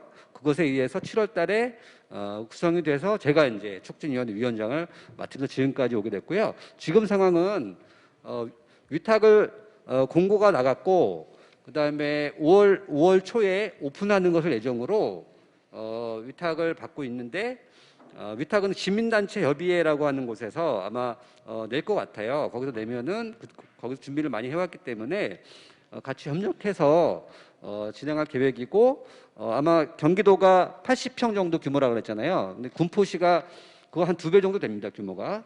그다음에 삼본역 바로 앞에 걸어서 한 3분이 아니다. 30초 그 거리에 위치해서 공간을 잘 마련한 것 같습니다. 그래서 그렇게 되면 거기 상근하는 센터의 직원들도 5명, 센터장 포함해서 작은 도시임에도 불구하고 시에서 의지를 가지고 지원을 했다라는 것이 다 드러나죠. 그리고 거기에 맞춰서 시민사회도 의지를 가지고 접근했고요. 몇 가지 중요한 걸 말씀드리면 결국에 센터가 어떤 역할을 하느냐가 굉장히 중요한 것 같습니다. 두 분의 발제자들도 그 말씀해 주셨지만 센터 역할 예를 들면 군포시 시민 또는 단체가 하는 공익적 활동을 지원하는 중간 지원 조직이다라는 것이 정의입니다. 그러니까는 센터는 무엇을 지원할 거냐, 단체를 지원할 거냐 이런 개념은 아니라는 거죠. 두 분이 다 강조하셨듯이 센터는 공익적 활동입니다. 활동. 어떤 활동이냐, 공익적인 활동을 지원하는 거고 그 활동이 잘 활동할 수 있도록 지원하는 거죠. 그것이 바로 센터 역할이다라고 하는 거고요. 그렇다면 그 지원하는 내용은 뭐냐라고 했을 때 두 번째 페이지에 보시면 공익활동을 위한 공익활동을 하는데 필요한 정보라든지 교육이라든지 공간 자문 장비 있지 않습니까? 이런 걸 지원하는 거 하고 또 그런데 만약에 김포시에서 만약에 센터를 만든다면 이 활동은 꼭 했으면 좋겠다라고 하는 것을 발굴할 수 있는 거죠. 그리고 인큐베이팅 하는 것 하나의 역할이 있을 거고 또 하나는 행정이 가지고 있는 어떤 네트워크, 인적 물적 네트워크, 시민사회가 가지고 있는 인적 물적 네트워크가 분명히 많이 있을 겁니다. 그것을 공익적인 활동을 누군가 한다면 그것이 개인이든 단체든 그것을 지원한다라고 하는 이 세 가지 큰 틀로 좀 나눌 수 있다라고 저희가 논의를 했었고요. 센터의 설립 형태는 뭐 직영과 위탁이 있습니다만 각각 일장일단이 있지 않습니까? 근데 어쨌든 저희가 여러 적에 방문을 하고 의견도 들어본 결과는 대부분 위탁이 좀 바람직하다. 왜냐하면 위탁할 때는 아무래도 직영보다는 직영의 단점이 단점이라고 할 수 있는 건 이제 공무원이 바뀌면 계속 바뀌잖아요. 그다음에 아무래도 행정의 어떤 그 좀 뭐라 그럴까요? 그 정치적인 입장이나 이런 것들이 다를 수 있기 때문에 자율성이나 독립성 이런 것에 있어서 센터는 위탁이 좀 더 바람직하다라고 하는 의견을 대부분 주셨어요. 그래서 군포시도 위탁으로 제안을 했고 운영 조직은 이 도표로 보시면 될 것 같아요. 도표. 그러니까 지속 가능한 시민사회를 위해서 공익 활동을 하는 거고 그 활동을 위해서 센터가 지원하는데 그 센터에는 전체를 운영하는 운영위원회가 있는데 그 운영위원회는 누구로 구성하느냐? 센터가 독자적으로 구성한다기보다는 센터를 활용하는, 그러니까 이용하는 또는 참여하는 여러 가지 그 어떤 공익 활동을 위한 소모임들 있지 않습니까? 그 모임들의 어떤 대표들이 운영위원회를 구성하고 그리고 행정은 지원단을 구성해서 지원하고 또 심사위원회라든지 뉴스레터 기자, 그다음에 홍보단 이런 것은 실제로 공익활동하는 사람들이 많은 어려움들은 홍보력이 없다. 또 이것을 많은 사람이 알리고 싶다는 얘기가 많이 있거든요. 근데 그런 것을 지원하자는 어떤 측면 지원단들을 구성하는 거죠. 이것이 큰 그림으로 이렇게 설명해 드릴 수 있고요.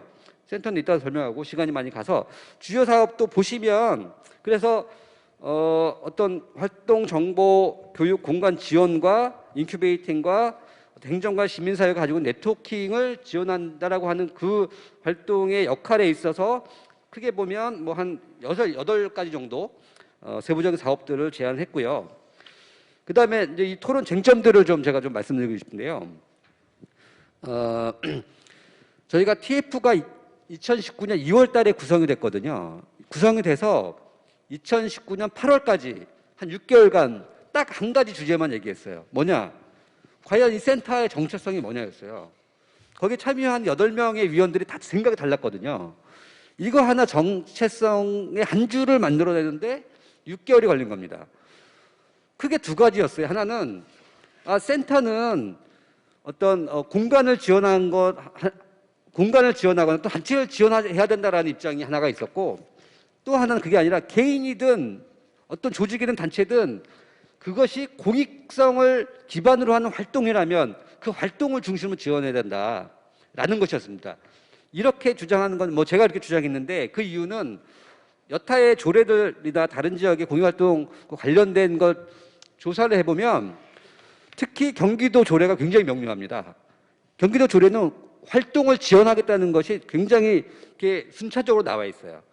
그래서 저는 참고를 만약에 조례를 한다면 지금은 경기도 조례보다 군포시 조례가 약간 낫긴 합니다만 경기도 조례를 참고하는 게 좋습니다. 왜냐하면 거기는 흔들림 없습니다. 그러니까 무엇을 지원하느냐, 어떤 정체성, 뭘 할 거냐에 대해서 근거를 저는 나와 있다고 생각합니다. 그래서 경기도 조례가 무엇을 지원할 것이 이 조례가 무엇이냐를 잘 나와 있기 때문에 어쨌든 그걸 참고하시는데 그래서 6개월간 합의했던 것이 그겁니다. 중간에 나와 있는 정체성은 군포 시민 또는 단체의 공익적 활동을 지원하는 중간 지원 조직이다. 그러니까 이거 한 줄을 빼내기 위해서 6개월간 그렇게 심도 있게 열띤 토론을 했습니다. 그런데 결국에는 그 활동은 결국에 사람이 하는 거기 때문에 개인이든 단체든 사람이 하는 거기 때문에 그 사람의 지원까지 포함되는 것이 이제 공익활동 지원센터의 역할이다라고 하는 거를 이제 도출해낼 거고요. 또 하나는 사업의 방향성, 그러니까 어떤 지원을 해야 되느냐였습니다. 그래서 아까 말씀드렸던 그 세 가지다. 그러니까 기존에 있는 공익단체들 또는 시민사회단체가 하는 활동을 공익활동지원센터가 하면 중복인 거고 또 공익활동지원센터는 일반 시민단체보다 재원이 풍부하기 때문에 잠식할 수 있다. 그렇기 때문에 기존의 공익단체들이 하는 활동은 배제하고 그러니까 직접 공익활동한다거나 이런 거죠. 있지 않습니까? 이런 건 배제하고 그 개인이든 단체가 하는 활동을 정확히 지원하는 역할을 하자라고 하는 것이 이제 그래서 큰 세 가지 역할을 그렇게 해서 나오게 된 거고요. 그래서 위탁 같은 경우도 직역이나 위탁이나도 아까 말씀드렸듯이 위탁을 대부분 추천했기 때문에 위탁으로 된 거고요. 조례는 어떤 내용을 담아야 되냐 이것도 많은 토론이 있었습니다만 일단 넘어가고요. 센터의 명칭도 사실 저희가 공청회 토론에 심야 토론회 했을 때 일반 시민들 되게 많이 왔었거든요. 그분들이 가장 어려워하는 게 말이 어렵다는 거예요. 공익활동이 뭐냐, 뭐 NGO가 뭐냐, NPO가 뭐냐, 이런 거 있잖아요. 너무 어렵다는 거예요. 그래서 저희가 토론할 때 센터의 명칭을 정할 때 그렇다면 일반 시민 누구나가 직관적으로 이해할 수 있는 명칭이 뭐냐, 토론을 진짜 많이 했습니다. 근데 잘 안 나오더라고요, 실제로. 그래서 결국에 그동안 써왔던 그냥 공익활동지원센터로 결정이 되긴 했지만 몇 가지 안을 놓고 고민을 했지만, 그래서 이제 김포시가 만약에 준비를 한다면 명칭에서 여기는 무엇을 하는 곳이다라는 것을 직관적으로 시민들이 이해할 수 있는 명칭을 좀 고민해 주셨으면 좋겠다. 예, 그렇게 좀 부탁에 말씀드리고 시간이 많이 갔네요.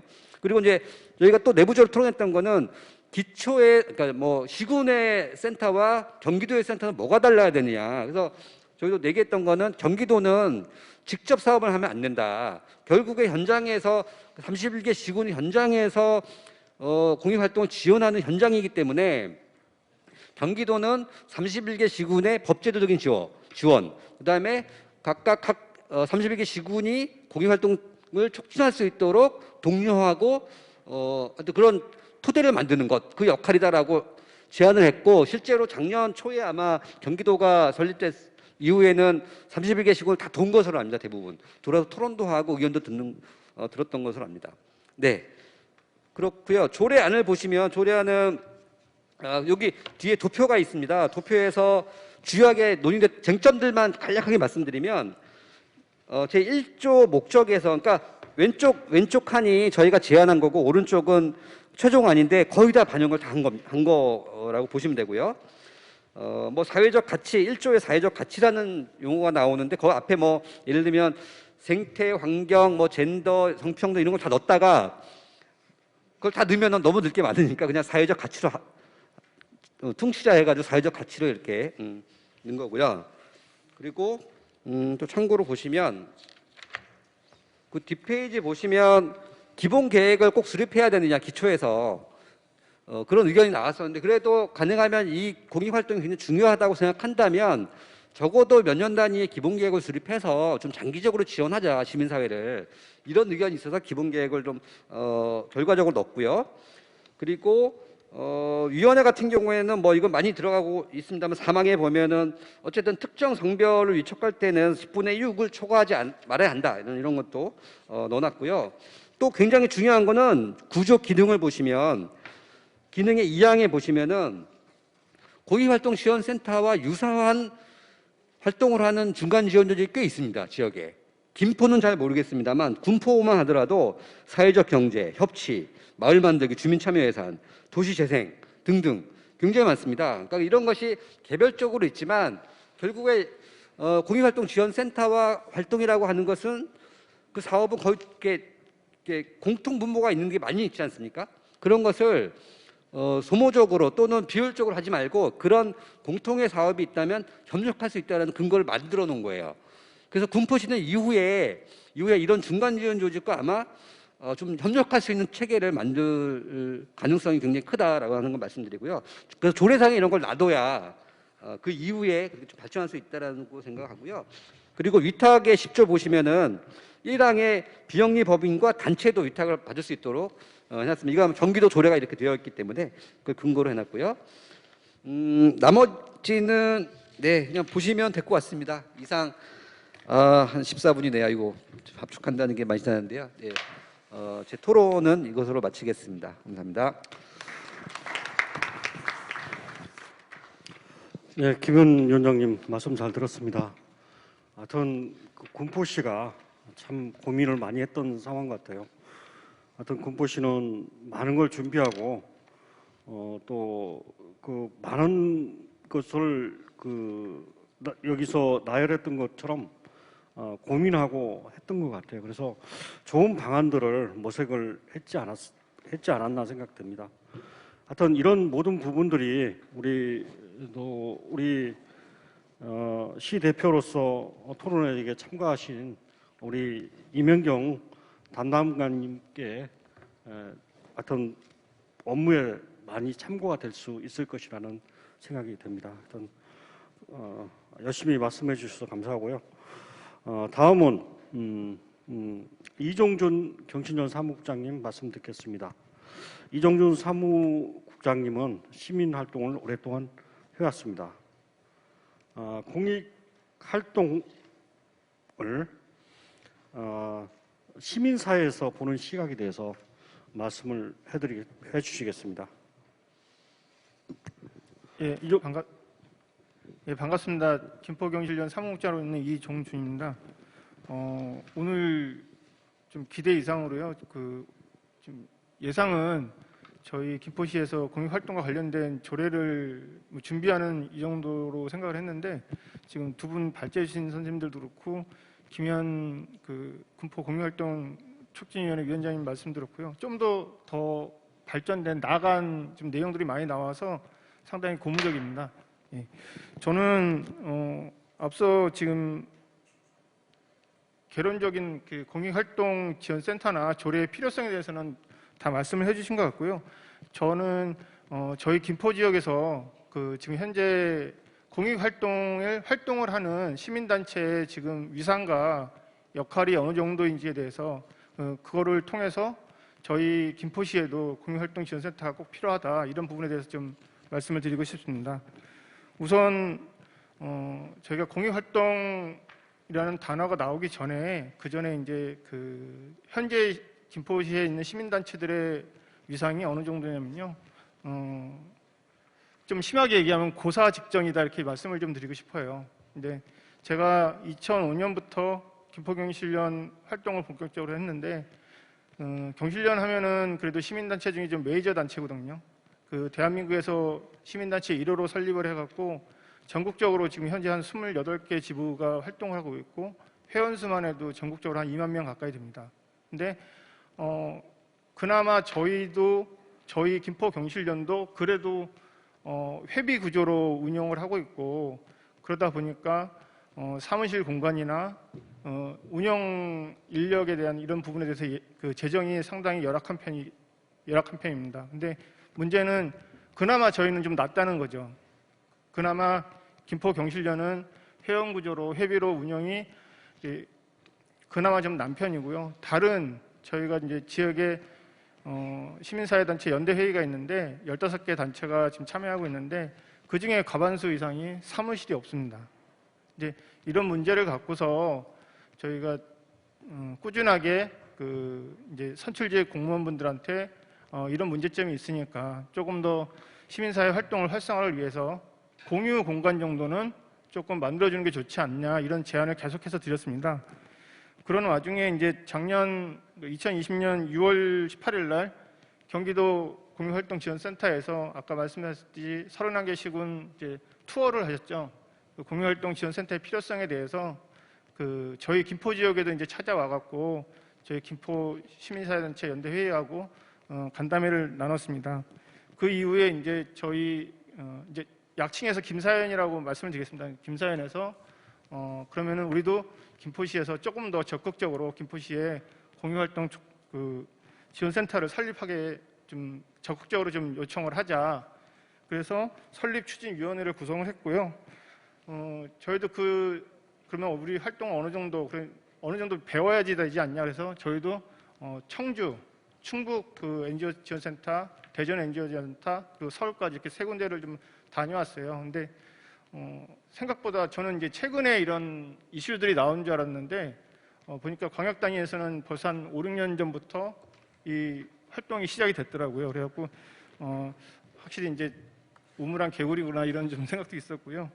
그 이후에 작년 이런 활동을 통해서 작년 11월 27일 날 시민사회단체 김포시 공유활동 활성화를 위한 간담회를 했습니다. 그때 이제 시의원 세 분을 모시고 진행을 했고요. 그 중에 이제 그때 좀 참여를 해주신 김옥균 의원님께서 또 좀 더 발전된 토론의 자리를 만들어주셔서 대단히 감사하게 생각합니다. 예. 제가 좀 전에 얘기했던 시민사회단체들의 이제 여건에 대해서도 좀 얘기를 드렸지만요. 근데 그거보다도 저 스스로 아니면 저희 시민사회단체 활동가들이 느끼는 위기감이 어떤 게 있냐면요. 가장 큰 것은 저희 뒤에 시민사회 활동을 할 수 있는 연속성이 없다는 거예요. 과연 지금에 있는 활동가들이 나 혼자 봉사하고 활동하고 이런 부분에서는 견딜만 하거든요. 왜냐하면 제가 좋아서 했기 때문에. 근데 지금 올라오는 청년 세대나 어느 정도 그 재정적으로 안정화를 시켜주면은 그 친구들은 그런 게 기본이 돼야 되거든요. 저희 다음 세대에 활동하는 활동가들은, 청년 활동가들한테는 적어도 안정적인 공간도 그렇고 이제 그 활동할 수 있는 여건을 좀 만들어줘야 되는 게 맞지 않나. 그래서 이 공익활동지원센터가 설립이 가장 절실하다고 저는 느끼고 있습니다. 그 시민사회는 시민만 통해서 굴러갈 수는 없죠. 그걸 또 시민사회 안에 또 리더가 있어야 되거든요. 그런 그 리더를 제대로 만들 수 있는 그 공간을 만들고 그 역할을 좀 지원해 줄 수 있는 그런 공익활동지원센터가 앞으로 좀 생겼으면 바람입니다. 예, 이상입니다. 예, 시민사회 김포시에서 굉장히 어렵다 하는 말씀을 좀 하셨는데, 우리가 뭐 공익활동지원센터가 설립이 되고 해서 시민사회 활동이 많이 일어나서 결국은 김포가 더 좋은 김포로 나아갔으면 좋겠다는 생각을 해봅니다. 이종준 사무국장님 말씀 잘 들었습니다. 잘 들었고, 다음은 조종술 김포마하 이주민센터장님께서 김포시에는 어떤 형태의 공익활동지원센터가 필요하며 어떤 식으로 운영돼야 하는지 말씀 부탁드리겠습니다. 이 자리에서 이런 말씀을 먼저 해야 될지 모르겠지만 어쨌거나 백계환 선생님께서 자꾸 하셨습니다. 한 분의 인생이 일목요연하게 그 삶의 족족들이 일목요연하고 또 후세나 현세에 있는 많은 사람들이 바라볼 수 있다는 건 또 굉장히 커다란 저희들 행복이 아닌가 하는 생각이 들기도 합니다. 그것들이 이렇게 공익지원단체 또 시민사회의 증진 역량을 위해서까지 이렇게 발전을 올라오게 하고 또 협의를 할 수 있고 활성화시키는 계기가 되지 않았나 생각이 듭니다. 저는 좀 간단히 말씀드리겠습니다. 제가 어떤 분 그런 얘기를 하더라고요. 농담 삼아. 너 명함이 몇 개야?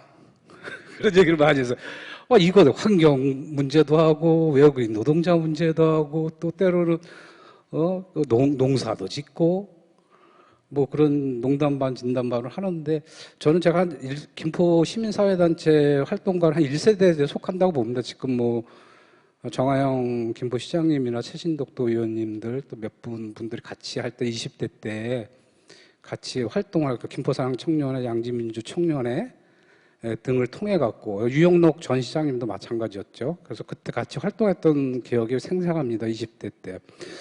그때는 저희가 좀 회상을 하는 이유가 그때는 분명 목적 의식들이 있었어요. 사회 민주화 또 지역사회의 어떤 시대 정신을 어떻게 하면 계몽하고 개선시킬 것인가에 대한 그런 김포 출신의 학생들, 대학생들 또 자영업자 이런 분들이 모이셔갖고 시작을 하게 됐습니다.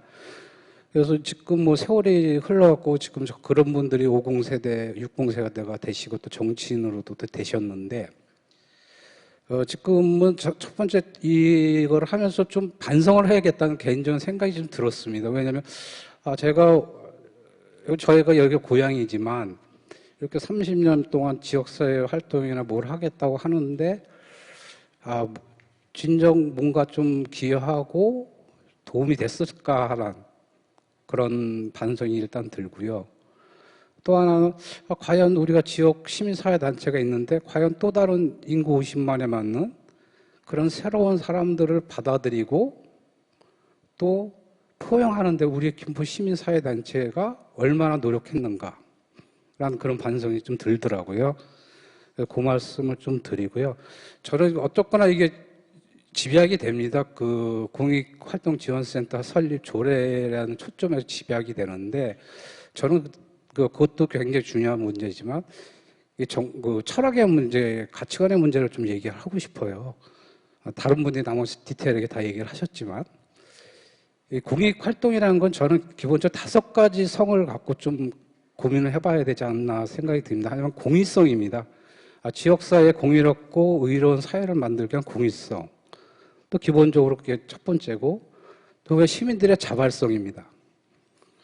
기존에는 시간과 돈과 노력을 시민들이 자원봉사 형태로 이끌어 나갔다는 거죠. 그래서 그런 자발성이 없이는 공익지원센터가 나 조례 부분들이 그런 거 바탕에 좀 섰으면 좋겠다라는 생각이 들고, 또 하나는 국무총리 제재형 그 규정안에 있지만 자율성, 다율성 뭐 이렇게 3가지 항을 했었지만, 저는 이 자주성, 그다음에 독립성, 그다음에 네트워크 소통, 이 5가지의 어떤 기본 생각을 갖고 공익지원센터 설립이나 조례들이 제정이 됐으면 좋겠다는 생각을 좀 갖고 있습니다.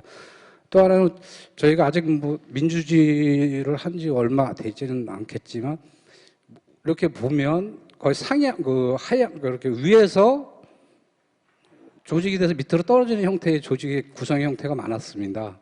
근데 김포에서만 아니라 군포가 잘 준비를 하신 것 같아요. 그건 뭐 지자체 단체적인 의지도 있었고 여러 가지 있지만, 김포의 하향식, 그러니까 진짜 민으로부터 올라오고 의견을 들어갔고 이게 만들어가는 상향식 형태로 만들어가는 그런 것들이 굉장히 그런 논의 구조나 그런 협의를 좀 걷는 게 굉장히 좋지 않겠나 하는 생각이 또 하나 들고요.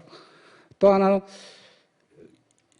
저희가 한 통계를 보니까 한 20년 뒤에 3명당 1명은 노인이라고 그러더라고요. 초고령 사회로 들어선다고 그러더라고요. 우리 지금 뭐 사회적 경제나 마을 공동체나 여러 가지 그 사회복지 관계망 속에서 다양성을 하는 활동하는 분들 속에 우리 공익활동가 중에 청년도 있지만 은퇴자들에 대한 부분들을 좀 한번 고민을 해야겠다. 그 은퇴자에 대한 것들은 뭐 앞으로 향후 20년 뒤에 우리가 김포나 대한민국이 맞이해야 될 사항인데, 저는 이제 장점이 좀 있다고 봅니다. 은퇴자분들은 어쨌거나 사회적 경륜, 또 어떤 식견, 당신의 어떤 삶의 족족들이 있기 때문에 이런 공익지원센터나 활동을 통해서 그 은퇴자들이 진짜 노년에 그 어떤 영리나 이런 쪽을 벗어나서 활동할 수 있는 이런 것들을 우리가 좀 찾아줄 수 있는 그런 논의가 좀 이루어졌으면 좋겠다. 그래서 그분들이 뭐 공익 활동가라서 노년을 좀 건강하게 사실 수 있는 그런 공익 활동 지원 조례 및 센터가 됐으면 좋겠다는 말씀을 좀 드립니다. 또 하나는 부탁드리고 싶은 건, 늘 부딪히는 문제이긴 합니다. 이거 행정하고 시민사회단체의 관계, 이분 서로가 이제 노력을 해야 된다고 봅니다. 그러니까 어쨌거나 중간에 처음에 마지막 단계나 중간 단계 행정하고 협치를 할 수밖에 없는 상황들이 발생이 됩니다. 그랬을 때 뭐 시민사회단체나 공익활동가들도 그런 거에 대한 어떤 소양을 갖춰야겠지만, 우리 공직자 여러분들도 이런 시민사회 활동에 대한 어떤 공감대, 협치의 의지, 변화의 의지들을 조금씩 가졌으면 좋겠다 하고 서서히 뭐 잘 될 거라고 생각이 듭니다. 그런 말씀을 좀 드리고요. 제가 좀 말씀드리고 싶은 거는 그렇게 3가지 정도 됩니다. 그런데 항상 제가 생각하는 건 뭐냐면, 이 과연 공익활동지원센터나 조례라는 부분들이 시민들이나 참여하는 사람들한테 행복감을 줄 수 있겠는가, 어떤 행복을 줄 수 있는가. 사회 변화도 좋고 삶의 변화도 좋고 여러 가지도 좋지만, 어쨌거나 김포 지역사회를 풍성하고 건강하고 두텁게 만들고 행복하게 하는 것들이 주목적, 마지막 목적이 되어야 된다고 봅니다. 또 하나는 이런 것들이 좀 아쉬운 게 있어요. 뭐냐면 시의회의 어떤 견제와 어떤 이런 부분들도 좀 강화가 되면, 견제와 뭐 지지, 또 하나는 그 언론의 역할도 크다고 봅니다. 공익 활동을 하게 되면 그 시의회 견제와 감시의 기능이 거기에 또 시민들의 공익 활동들이 또 그걸 감시나 견제 기능을 또 안 할 수는 없다고 봅니다. 이 공익 활동이라는 게 어떤 사회복지의 개념도 첨가가 되고 사회 발전이나 이런 부분들도 다 포괄적으로 하겠지만 이런 가장 커다란 어떤 시민들의 대의기관들의 역할들 또 공익 활동 센터나 활동가들도 할 수 있다고 봅니다. 그런 쪽에 행정이나 이런 데서는 뭐 자료라든지 연구 자료라든지 이런 것들을 좀 지원해주고 신속하게 만약에 김포시 예산에 대해서 어떤 한 명의 시민 활동가가 이걸 좀 분석해서 내가 제출하고 싶다 그랬을 때 그런 자료 공유 같은 것이 잘 돼갖고 어떤 좀 의제화될 수 있도록 이런 공익활동 지원이나 이런 그 역할들이 그래서 그런 의제화될 수 있는 정도까지 가야 좀 좋지 않겠나 이제 생각이 듭니다. 또 언론 문제도 마찬가지입니다. 이게 뭐 지역에 뭐 과거에는 그랬지만 앞으로 인구 50만, 60만 되면 뭐 아무리 공익활동이나 행정이나 모든 것들이 활성화된다 하더라도 이게 다 답안할 수 있거나 지적할 수는 없습니다. 그런데 그 언론 부분들에 대한 그런 공익적인 측면들이 또 부각될 수 있는 측면들을 통해 갖고 행정과 시민 간의 어떤 관계들을 좀 중간자적인 입장에서 잘 펼쳐나갈수록 해줬으면 좋겠다라는 좀 부탁을 드리고요. 또 하나는 제가 말씀드리고 싶은 거는 이걸 통해서 과연 뭘 이룰 수 있을까 지역사회에서 저는 합리주의라고 생각합니다. 그러니까 여기 공익활동 지원이 갈등도 있고 시민사회단체들 간에도 갈등도 있고 그걸 도출하는 시민 간에도 갈등을 할 수 있는데 이게 아까 우리 강정모 교수님이 얘기했던 어떤 마당이라는 곳을 통해서 토론을 하면서 이 토론 속에서 걸러지는 것들이 객관타당하고 합리적이라고 봅니다. 그래서 이게 공익활동이라는 것들이 또 전제들이 합리성, 주민들의 의견과 행정의 협치를 통해서 합리주의가 좀 발현되는 그런 역할들을 좀 할 수 있었으면 하는 그런 부탁을 좀 드립니다. 예, 이상입니다.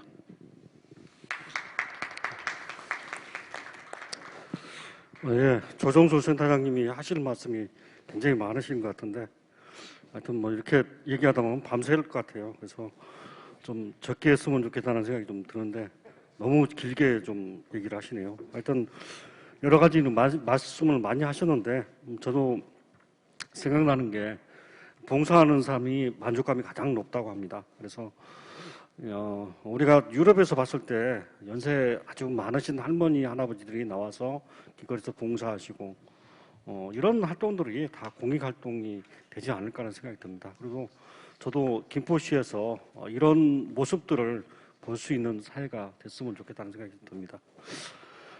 이어서 김포저널 각정규 대표님 말씀 들어보겠습니다. 두 분은 발제 내용을 들으셨는데 또 언론인으로서 보는 시각은 또 다를 것이라고 생각됩니다. 두 분은 발제 내용과 그에 따른 김포시 공익활동 활성화에 대한 대표님 생각과 당부 말씀 있으시면 말씀 부탁드립니다. 네, 안녕하십니까. 김포저널 대표 각정규입니다.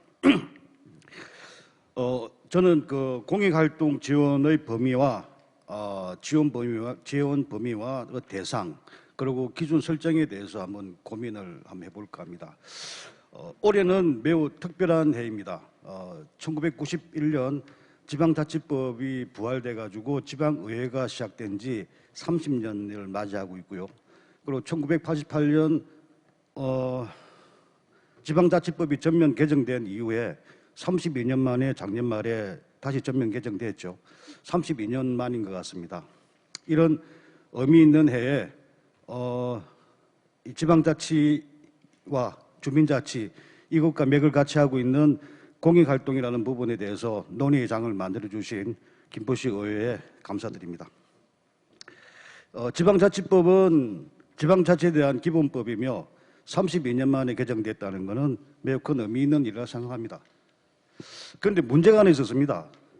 이 지방자치법이 32년 만에 개정되면서 주민자치에 대한 부분이 제외되어 있다는 겁니다.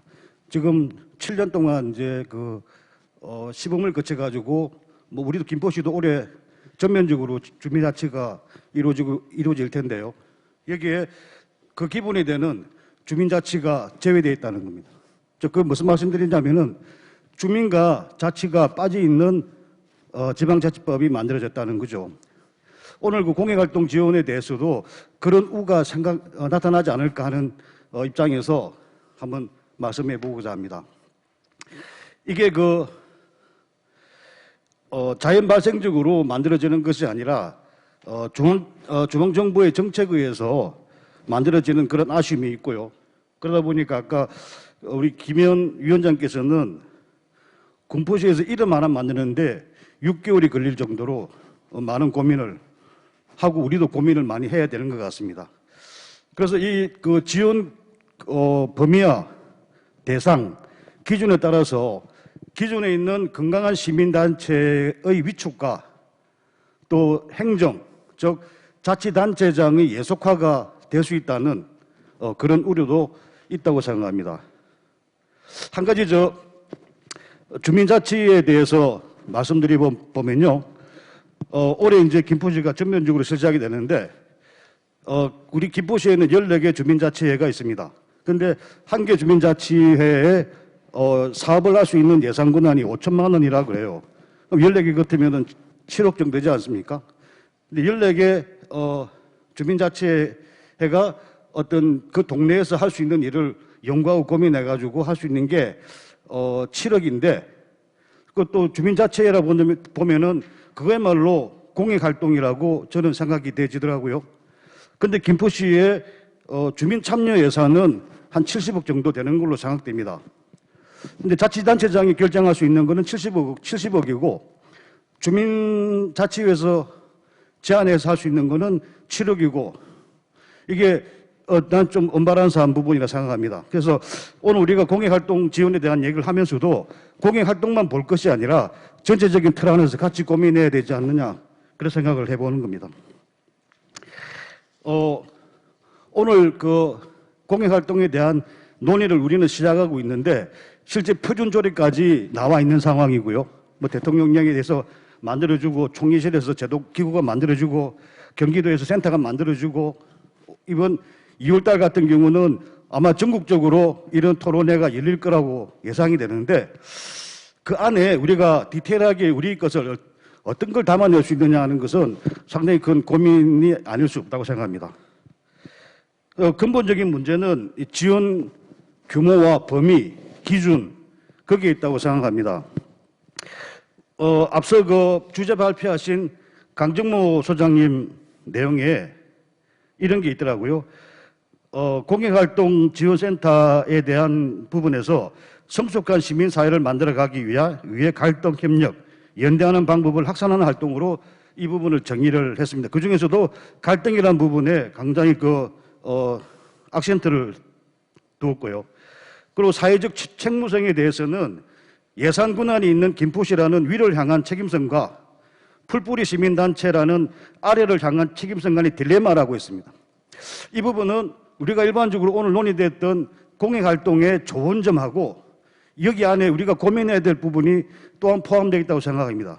예를 들어서 김포시에는 많은 지금 단체가 있는데 봉사활동 단체, 예를 들어서 김포사랑운동본부도 있고요, 아름다운 우아세라는 단체도 있고, 그건 순수한 봉사단체지 않습니까? 근데 시행정을 지적하는 단체가 있을 때 이걸 어떻게 할 것인가? 여기에도 공익활동으로 볼 수 있는데 이 부분 어떻게 갈래를 지을 것인가 하는 문제고, 이게 잘못되면은 행정 예속화라든지 단체장의 예속화를 가속화시킬 수 있는 그런 문제가 있지 않느냐 이렇게 생각이 됩니다. 이어서 이제 전략적 사회 시민 공론을 위한 부분에서는 예산의 민간 위탁은 예산 조정 및 감사 등을 이유로 민간 수탁이 수평적이고 혁신적인 민간 협치로 발전하지 못하고 전형적인 관주도 위계적 민간 협치로 정체되고 있다는 부분도 지적을 하고 있고요. 이런 부분도 기준과 범위를 정하는 부분에 있어서 상당히 고민되어야 될 부분이 아닌가 생각이 듭니다. 그리고 또 하나 우려되는 거는 우리 송선영 위원장님 두 번째 발제를 하셨죠. 그 발제문에 보니까 시민사회 활성화 정도에 있어서 정치 지형은 매우 영향을 미친다는 말씀과 함께 이런 부분이 있더라고요. 여전히 시민사회는 행정부의 파트너가 아니다. 협치가 대세다. 이런 부분도 우리가 아까 조금 전에 나누었던 공익활동에 대한 좀 추상적이고 저기 뭐지? 저기 뭘까? 어떤 부분을 담고 있지? 이라는 부분에서 조금 더 명쾌한 아까 그런 부분이죠. 갈등 부분을 어떻게 우리가 해소할 것인가? 그 부분이 이 부분하고 연관되어진다고 생각합니다. 그래서 이 부분의 관리를 어떻게 지을 것인가 하는 상당히 디테일하게 또 우리가 고민해야 될 부분이 아닌가 생각합니다. 아까 우리 자장께서 빨리 하라는 사인을 주셔가지고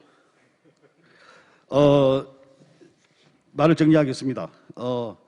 공익활동이든 아니든 어떤 행정에서 지원하는 부분에 있어서는 이것이 단체장의 도구로 어떤 통제의 도구로 활용되어서는 안 됩니다.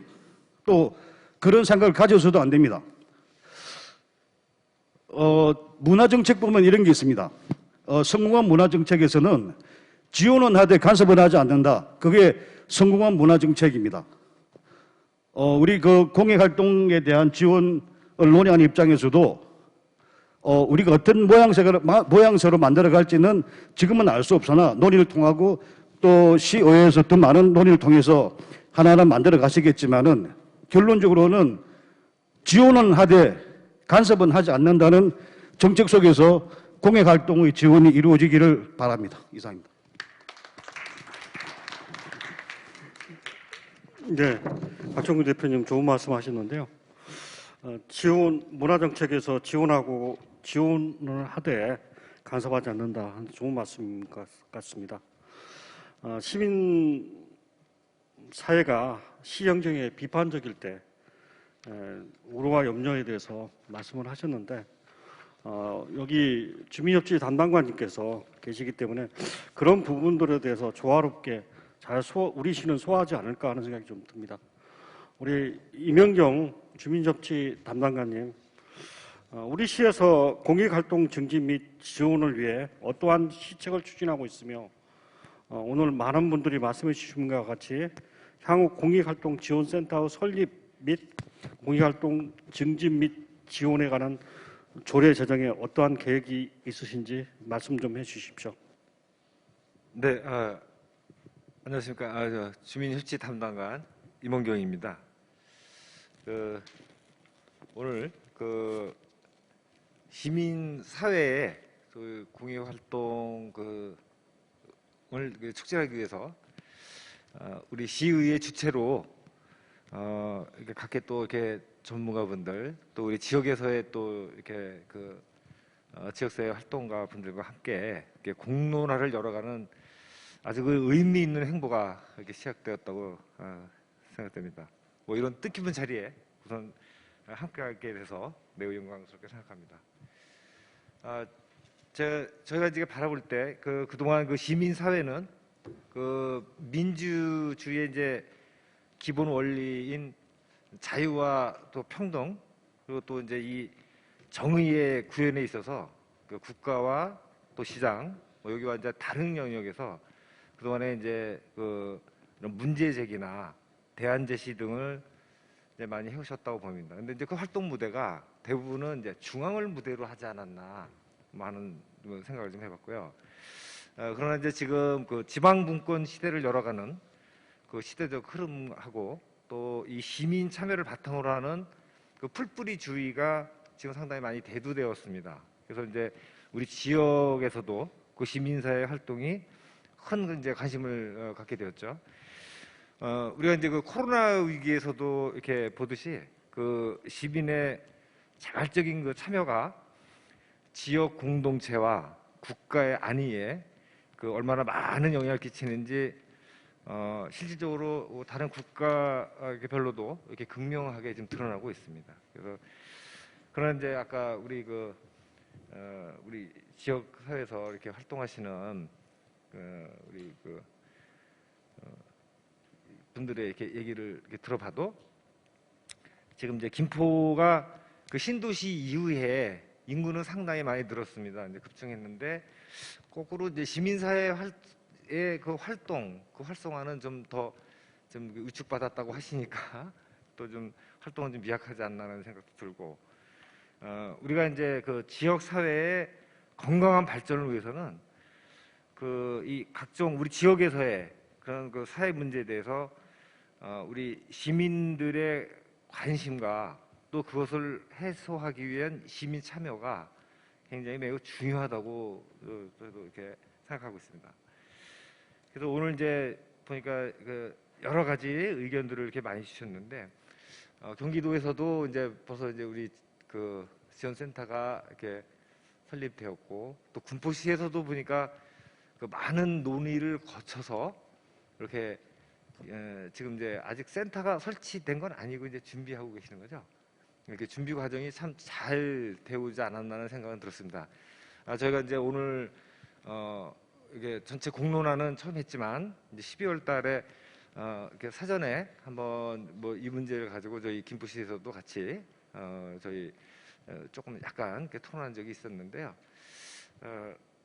저희가 이제 이렇게 지금 뭐 조례는 아마 이렇게 좀 우리 자장을 맡으신 김옥근 의원님께서 이렇게 준비해 주실 것 같습니다. 우리 이제 선행 경기도 조례도 있고 또 군포시 조례도 있고 하니까 이게 의원 아무래도 이제 시민의 참여를 이끌어내는 측면에서는 저희가 시가 나서는 것보다는 의회 차원에서 하는 것은 굉장히 의미가 있겠다는 저는 생각을 했고요.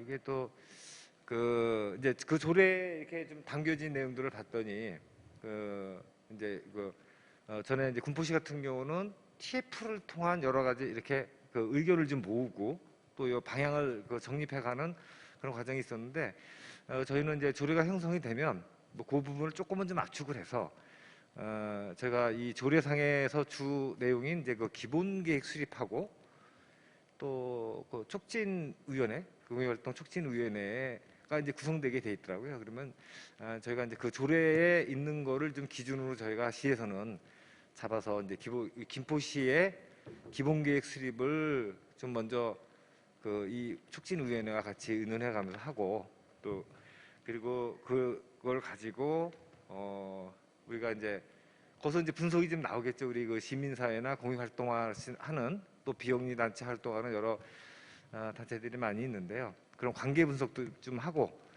그래서 또 봉사활동 단체 저희도 이제 한 400여 개의 단체가 있고 뭐 이렇게 보조금 지원받는 또 단체도 있습니다. 그래서 이제 그런 거기와의 관계 이런 것들을 해서 중간 지원 조직이 지금 이렇게 말씀으로 봐서는 굉장히 앞으로 이제 시민사회의 그 공익활동을 촉진하는 데 있어서 그 체계성과 안정성을 가져다 줄 거는 분명한 것 같습니다. 그런데 그것이 또 필요한 시점이 되었다고 보고 다만 아까 이제 우리 곽종규 우리 이제 기본연합 대표님께서 말씀해주신 이제 이 자율성과 독립성의 문제는 굉장히 또 중요할 것 같습니다.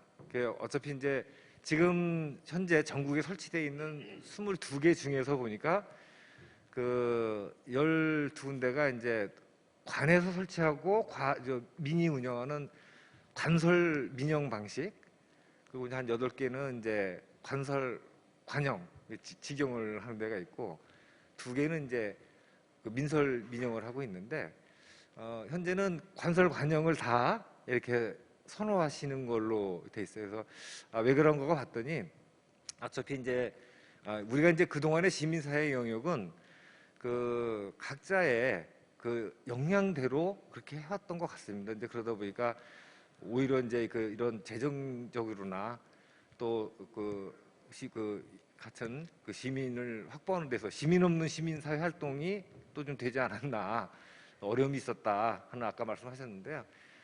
그런 부분이 좀 양성되고 이렇게 체계적으로 좀 되면은 우리가 김포시가 지금 이제 50만을 이제 그 목전에 두고 있습니다.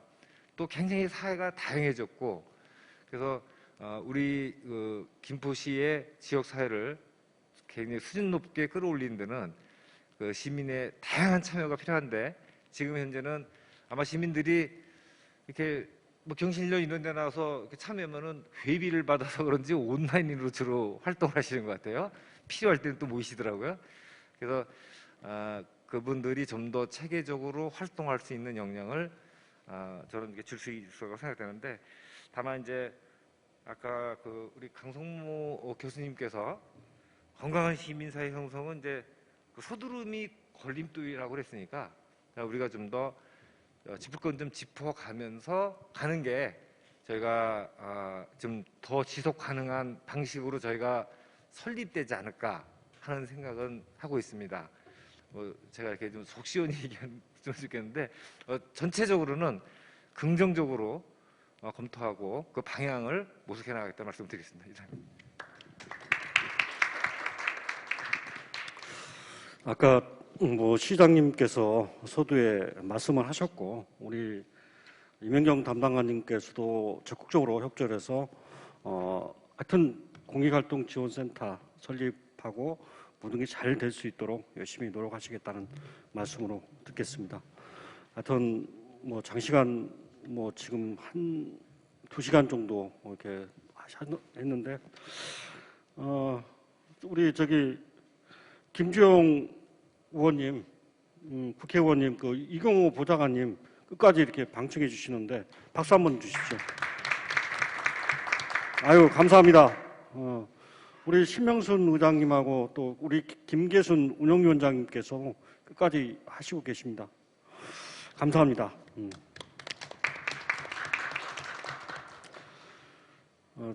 이상으로 이제 주제 발표와 토론자분들의 의견을 들었습니다. 지금부터는 주제 발표나 토론한 내용을 중심으로 자유롭게 상호 토론을 진행하도록 하겠습니다. 주제 발표 내용이나 행정에 바라는 점을 말씀하실 의견이 있으시면 자유롭게 말씀해 주시기 바랍니다. 예, 이종순 사무국장님. 예, 오늘 토론의 내용으로 봐서는 이렇게 상호 토론은 좀 아닌 것 같고요. 제가 추가로 좀 말씀드리고 싶은 거는 공익활동지원센터가 이제 차후에 논의가 될 텐데요. 아마 이견이 상당히 많을 것 같아요. 지금 이제 사업의 영역이나 뭐 지원의 영역이나 이런 것들이 이견이 많을 것 같은데요. 그래도 저희 앞에 이제 먼저 준비했던 많은 시군이 있고요. 또 광역단체들도 많이 준비를 했어요. 아까 잠깐 얘기 나왔던 것 중에 하나가 이제 지원의 규모를 어디까지 할 것인가에 대한 고민들도 저희뿐만이 아니고 다른 데서도 많이 했거든요. 근데 올해 경기도 공익활동지원센터를 경기도에서 어쨌든 간 지원하기 때문에 경기도에서 시행 지침을 내린 게 있어요. 1월 달에요. 근데 경기도 공익활동지원센터는 지원하지 말아야 될 단체를 규정을 해놨어요. 시행 지침에는. 거기에 이제 기준이 다른 법률로 지원을 받는 단체는 경기도 공익활동지원센터에서 지원할 필요가 없다 이렇게 했죠. 예를 들어서 새마을회, 뭐 이렇게 저희가 많이 하는 자유청년맹 그런 이제 여러 뭐 전우회들이 있죠. 그러니까 이런 데는 기존의 법률로 운영비까지 지원을 받거든요. 근데 저희가 준비를 하다 보면은 이런 여러 지역의 사례, 그러니까 정보들도 좀 이렇게 면밀히 찾으면은 생각보다 이견이 쉽게 풀릴 수 있지 않을까 이런 생각이 있어요. 그리고 또 무엇보다 오늘 군포 사례를 봤듯이 저희가 이거 준비하면서 정말 대화를 좀 많이 했으면 좋겠다. 좀 더 각자의 요구사항을 좀 더 내려놓고요. 대화를 많이 하면은 그리고 이런 자리도 이제 좀 자주 열고 하면은 제가 볼 때 굉장히 좀 성공적인 사례가 나오지 않을까 이런 좀 기대가 있습니다. 예, 감사합니다. 나중에 이제 발언할 시간을 드리겠습니다. 근데 이제 상호 토론은 오늘 조금 뭐 그렇죠. 제가 보기에는 좀 그런 것 같고 시간이 좀 많이 경과가 됐습니다. 예, 저 김현. 네, 짧게 그냥 한 말씀 드리면은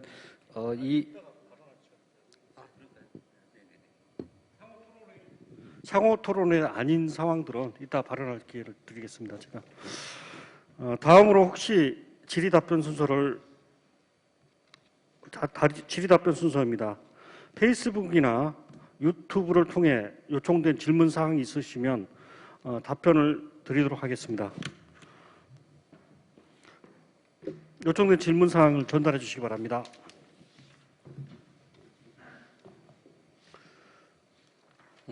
우리 강정모 우리 교수님한테 질의가 있네요.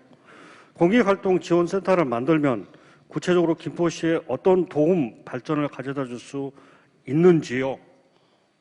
답변 좀 부탁드립니다. 네, 뭐 제가 말씀도 드렸고 또 이제 여러 방면이 있는데 아까 조종술 센터장님께서 지역 시민사회 30여 년 경력 과정 가운데 뭐 여러 인사들 특히 뭐 시장님도 그렇고 시민사회 활동 과거에 같이 하셨다고 말씀 전제 들었습니다. 자, 그거를 좀 살펴보겠습니다. 그러니까 지금 김포시뿐만 아니라 지금 현재 정권과 뭐 이전에 사실 뭐 보수나 진보를 떠나서 이 행정의 많은 지도자들과 리더십들이 시민사회의 경력과 경험들이 있는 분들이 많이 올라가서 지금 활동하신다라고 하는 겁니다. 그건 중앙정부부터 시작해서 지방의회도 마찬가지입니다. 그게 왜 그러냐면요. 그러니까 예를 들면 이제 기업 출신가들이 뭐 행정부에 가는 것보다 시민사회 출신들이 많이 간다라고 하는 건데, 그 왜 그러냐면 행정도 그렇고 시민사회도 그렇고 공통의 영역이 있습니다. 그건 뭐냐면 공익이라고 하는 것입니다. 사익이 아니라 기업은 일단 개인의 이익을 추구하는 게 어쨌든 그 본질의 그 조직의 목적이거든요. 그러나 행정부나 시민단체는 공동체에 관련된 영역을 다루는 것에 공통점이 있습니다. 그러니까 공적 활동이 무엇인가, 퍼블릭이라는 개념이 무엇인가 라고 하는 것에 대한 가치와 훈련을, 토론이라고 하는 훈련을 한 분들이 이제 행정 영역으로 올라가시는 거죠. 그러면 행정과 시민단체는 뭐가 다르냐? 행정은 규정에 의해서 움직이는 겁니다. 그러나 시민활동은 자발성에 의해서 움직이는 것이죠. 그래서 아까 장기와 바둑의 작동 원리가 다르다라고 했는데, 제가 이 말씀을 왜 드리냐면 시민사회가 지금 이제 우리 이종준 국장님이 말씀하셨듯이 김포시 시민사회 활성화가 떨어진다라고 하는 건 장기적으로 봤을 때 여기에서 공적 훈련을 받는 공적 경험을 가지신 그런 어떤 리더들이 양성이 되지 않고 활력이 떨어진다라고 하는 얘기거든요.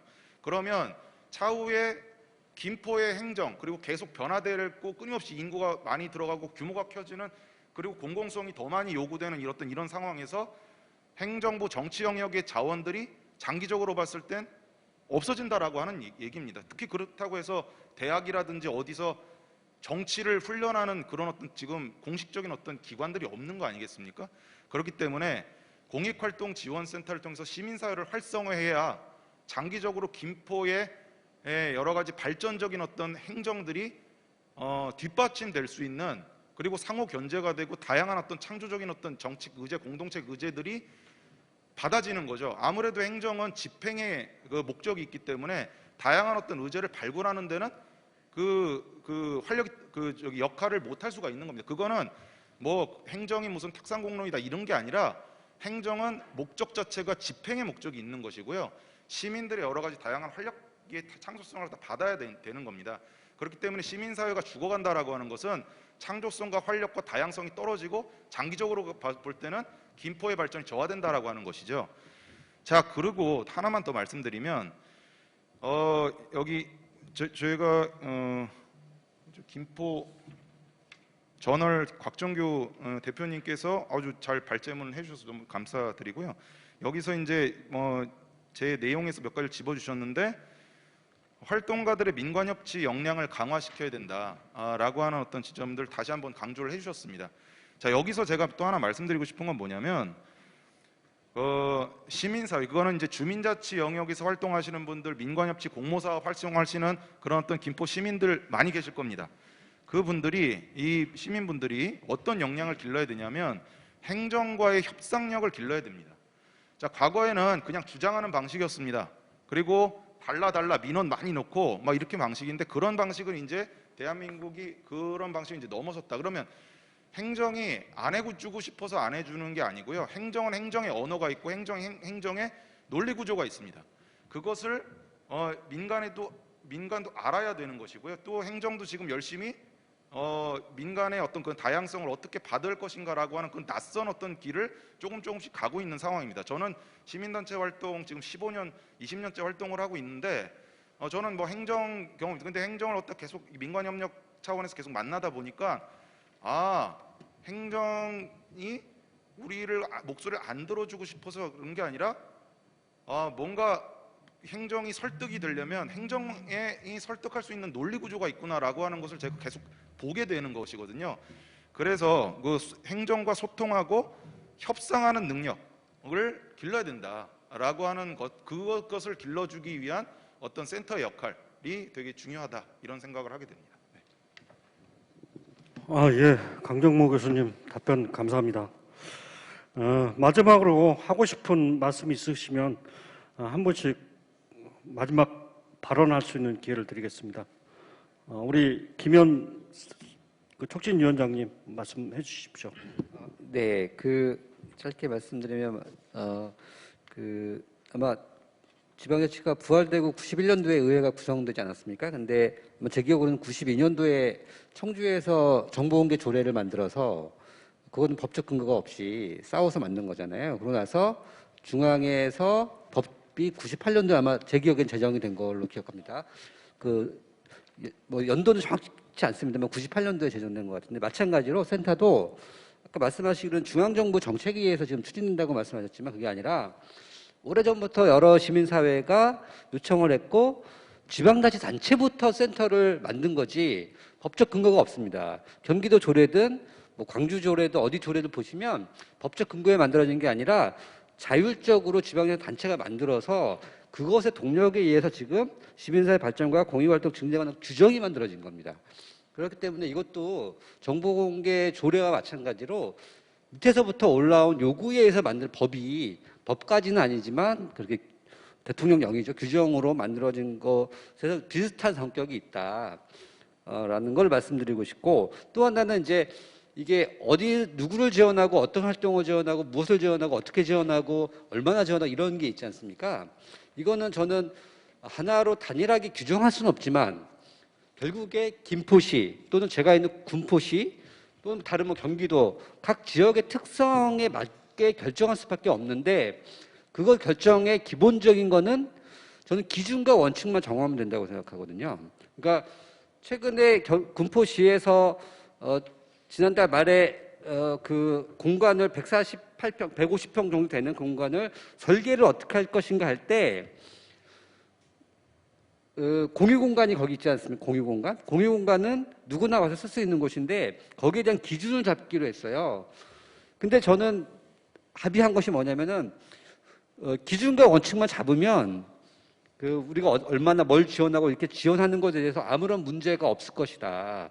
기준이 없기 때문에 그러니까 정체성과 센터가 무엇을 할 것인가라고 하는 정체성과 그다음에 어떻게 지원할 것이라는 기준과 원칙이 없으면 1년, 2년 지나면 말이 굉장히 많이 나올 겁니다. 저도 다른 지역의 센터도 그 기준과 원칙이 깨졌기 때문에 그런 게 나왔던 어떤 사건들도 있었다라고 아는데요. 어쨌든 김포시에서 만약에 한다면 되게 어려운 영역입니다. 왜냐하면 공익활동이 뭐냐 규정하는 거 되게 어렵지 않습니까? 근데 그거를 이 조례상에는 이익이나 그러니까 사적 이익이나 개인적인 친목에 의해서 하는 그런 활동이 아니다라고 규정이 났지 않습니까? 그다음에 특정 정당이나 어떤 정치를 지지하거나 비판하지 않고 그다음에 종교 집회가 아니고 이런 것이 아니라면 넓게 지원할 수 있다라고 하는 것을 놓고 어떻게 그럼 지원할 것인가 하는 기준을 명료하게 좀 잡아놓으면 뭐 1년 후, 5년 후, 10년 후에도 그 기준만 지킬 수 있다면 저는 이 지원 범위나 규모나 이런 거는 큰 문제는 없을 것이다. 결국에는 핵심은 센터를 누가 운영하느냐가 핵심인 것 같아요. 저 개인적으로는. 그러니까 행정이 만든 또 시민사회와 의회에서 만든 조례가 잘 나오고 조례에 의해서 센터가 만들어진다면 결국에는 그 센터를 어떤 철학과 마인드를 가지고 운영하느냐 결국에 센터를 누가 모여서 하느냐, 이것이 제가 보기에는 핵심이 아닌가, 이런 말씀 드리고 싶습니다. 예, 좋은 말씀 해주셨는데요. 센터 운영의 소장님을 잘 뽑아서 정말 김포시가 나중에 뭐 공익활동 지원이 잘 될 수 있도록 좀 했으면 좋겠다는 생각이 듭니다. 다음에 또 말씀하실 얘기, 짧게 좀 부탁드립니다. 예. 저는 그 송선영 위원장한테 한번 말씀을 좀 드리고 싶습니다. 이게 공익지원센터의 재원이나 이런 것들 행정의 어떤 주도권이 많이 갖고 있는 걸로 알고 있습니다. 근데 어떤 지자체 단체장의 부침에 상관없이 이 공익활동 지원이나 센터의 지속 가능한 수 있는 대안이라든지 방안이 있는지에 대해서 한번 좀 여쭈고 싶습니다. 그 공익활동지원센터가 행정의 주도권을 갖고 있지는 않고요. 확실히 갖고 있지는 않습니다. 조례에 의해서 자율적으로 거기 위탁을 주었기 때문에 위탁 단체에 그 우지사회가 있고 운영위원회가 있어서 거기에 맞춰서 운영을 하면, 다만 그 오해될 수 있는 부분들은 예산은 받아야 되면서 운영하는 것이기 때문에 예산을 따지는 거에 대해서는 서로 그거에 맞게 협의해 가는 과정은 있습니다. 그렇지만 아까도 어떤 분이 우리 기자님이 말씀하셨는데 행정의 예속화 뭐 이런 거는 그 조례에 충분히 저희가 담고 있어서 아직 그 공익활동지원센터를 운영하면서 그 심하게 행정에 예속화됐다라고 보는 데는 아직은 발견을 제가 아는 차원에서는 없고요. 그래서 위탁을 시민단체에 주는 게 맞고요. 맞는 게 아니라 협의해서 어느 게 좋은지를 김포에서 토론해서 여러 가지 토론을 거쳐서 결정하시면 되고요. 그 마이크 잡은 님의 제가 그냥 한마디 하고 시간이 많이 가서 그 아까 시민사회가 고사 직전이다 김포 그러는데 어디나 다 마찬가지입니다. 경기도도 마찬가지고 다 마찬가지입니다. 근데 그 공익활동지원센터를 운영할 수 있는 그 뭐 시민사회 활동 역량에 대해서 얘기한다면, 그렇기 때문에 이거를 통해서 이걸 추진하는 과정에서 시민사회 활성화와 시민들에게 같이 호흡하고 행정의 파트너로서, 파트너라고 해서 예속이 아닙니다. 그건 다른 부분입니다. 그래서 그게 어느 게 먼저냐는 그 공익활동을 그 범주를 논의하면서 당연히 시민사회 활성화를 목적을 두었기 때문에 경기도도 마찬가지고요, 군포시도 마찬가지고 그 뭐 어려운 시민사회 활동들을 엮어내고 활성화시켜서 아까도 말씀을 드렸다시피 그러면은 그 단체만 좋아지는 거냐? 그게 아니죠. 공익적이라는 것은 시민에게 그것이 돌아가고, 단체는 시민으로 아까 시민 없는 단체라고 말씀을 하셨는데, 그러면서 정비가 되면서 같이 굴러가는 효과로, 같이 발전하는 효과로 거둘 수 있다고 저는 그렇게 생각을 합니다. 네, 또 드릴 말씀이 여러 가지인데 시간이 많이 가서 이것까지만 말씀드리겠습니다. 예. 4시간 20분 동안 공익활동에 대한 어려운 주제를 가지고 열띤 말씀을 많이 해주셨습니다. 하여튼 이 부분이 우리 시에 참고가 됐으면 하는 바람으로 말씀드리고요. 오늘 토론에 참석하여 주신 강정모 소장님, 그다음에 송성영 위원장님, 김현 위원장님, 이종준 사무국장님, 조종술 센터장님, 각종구 대표님, 이명경 담당관님, 다시 한번 감사드립니다. 또한 코로나19 극한 상황 속에서도 이번 토론을 잘 준비하여 주신 우리 이두수 사무국장님과 의회 공직자 여러분께도 감사드립니다. 이번 정책 토론회가 끝나면 토론된 의견을 참고하여 조례를 제정하는 것으로 제 역할을 끝내지 않고, 그 이후에도 끊임없이 시민의 목소리에 기울이며 공익활동 증진을 위해 진행되는 상황에 지속적으로 관심을 가져 김포시의 공익활동이 잘 정착될 수 있도록 최선으로 노력을 다하겠습니다. 이것으로 제7회 김포시 의회 주최 정책 토론을 마치겠습니다. 모든 여러분께 감사드립니다. 감사합니다.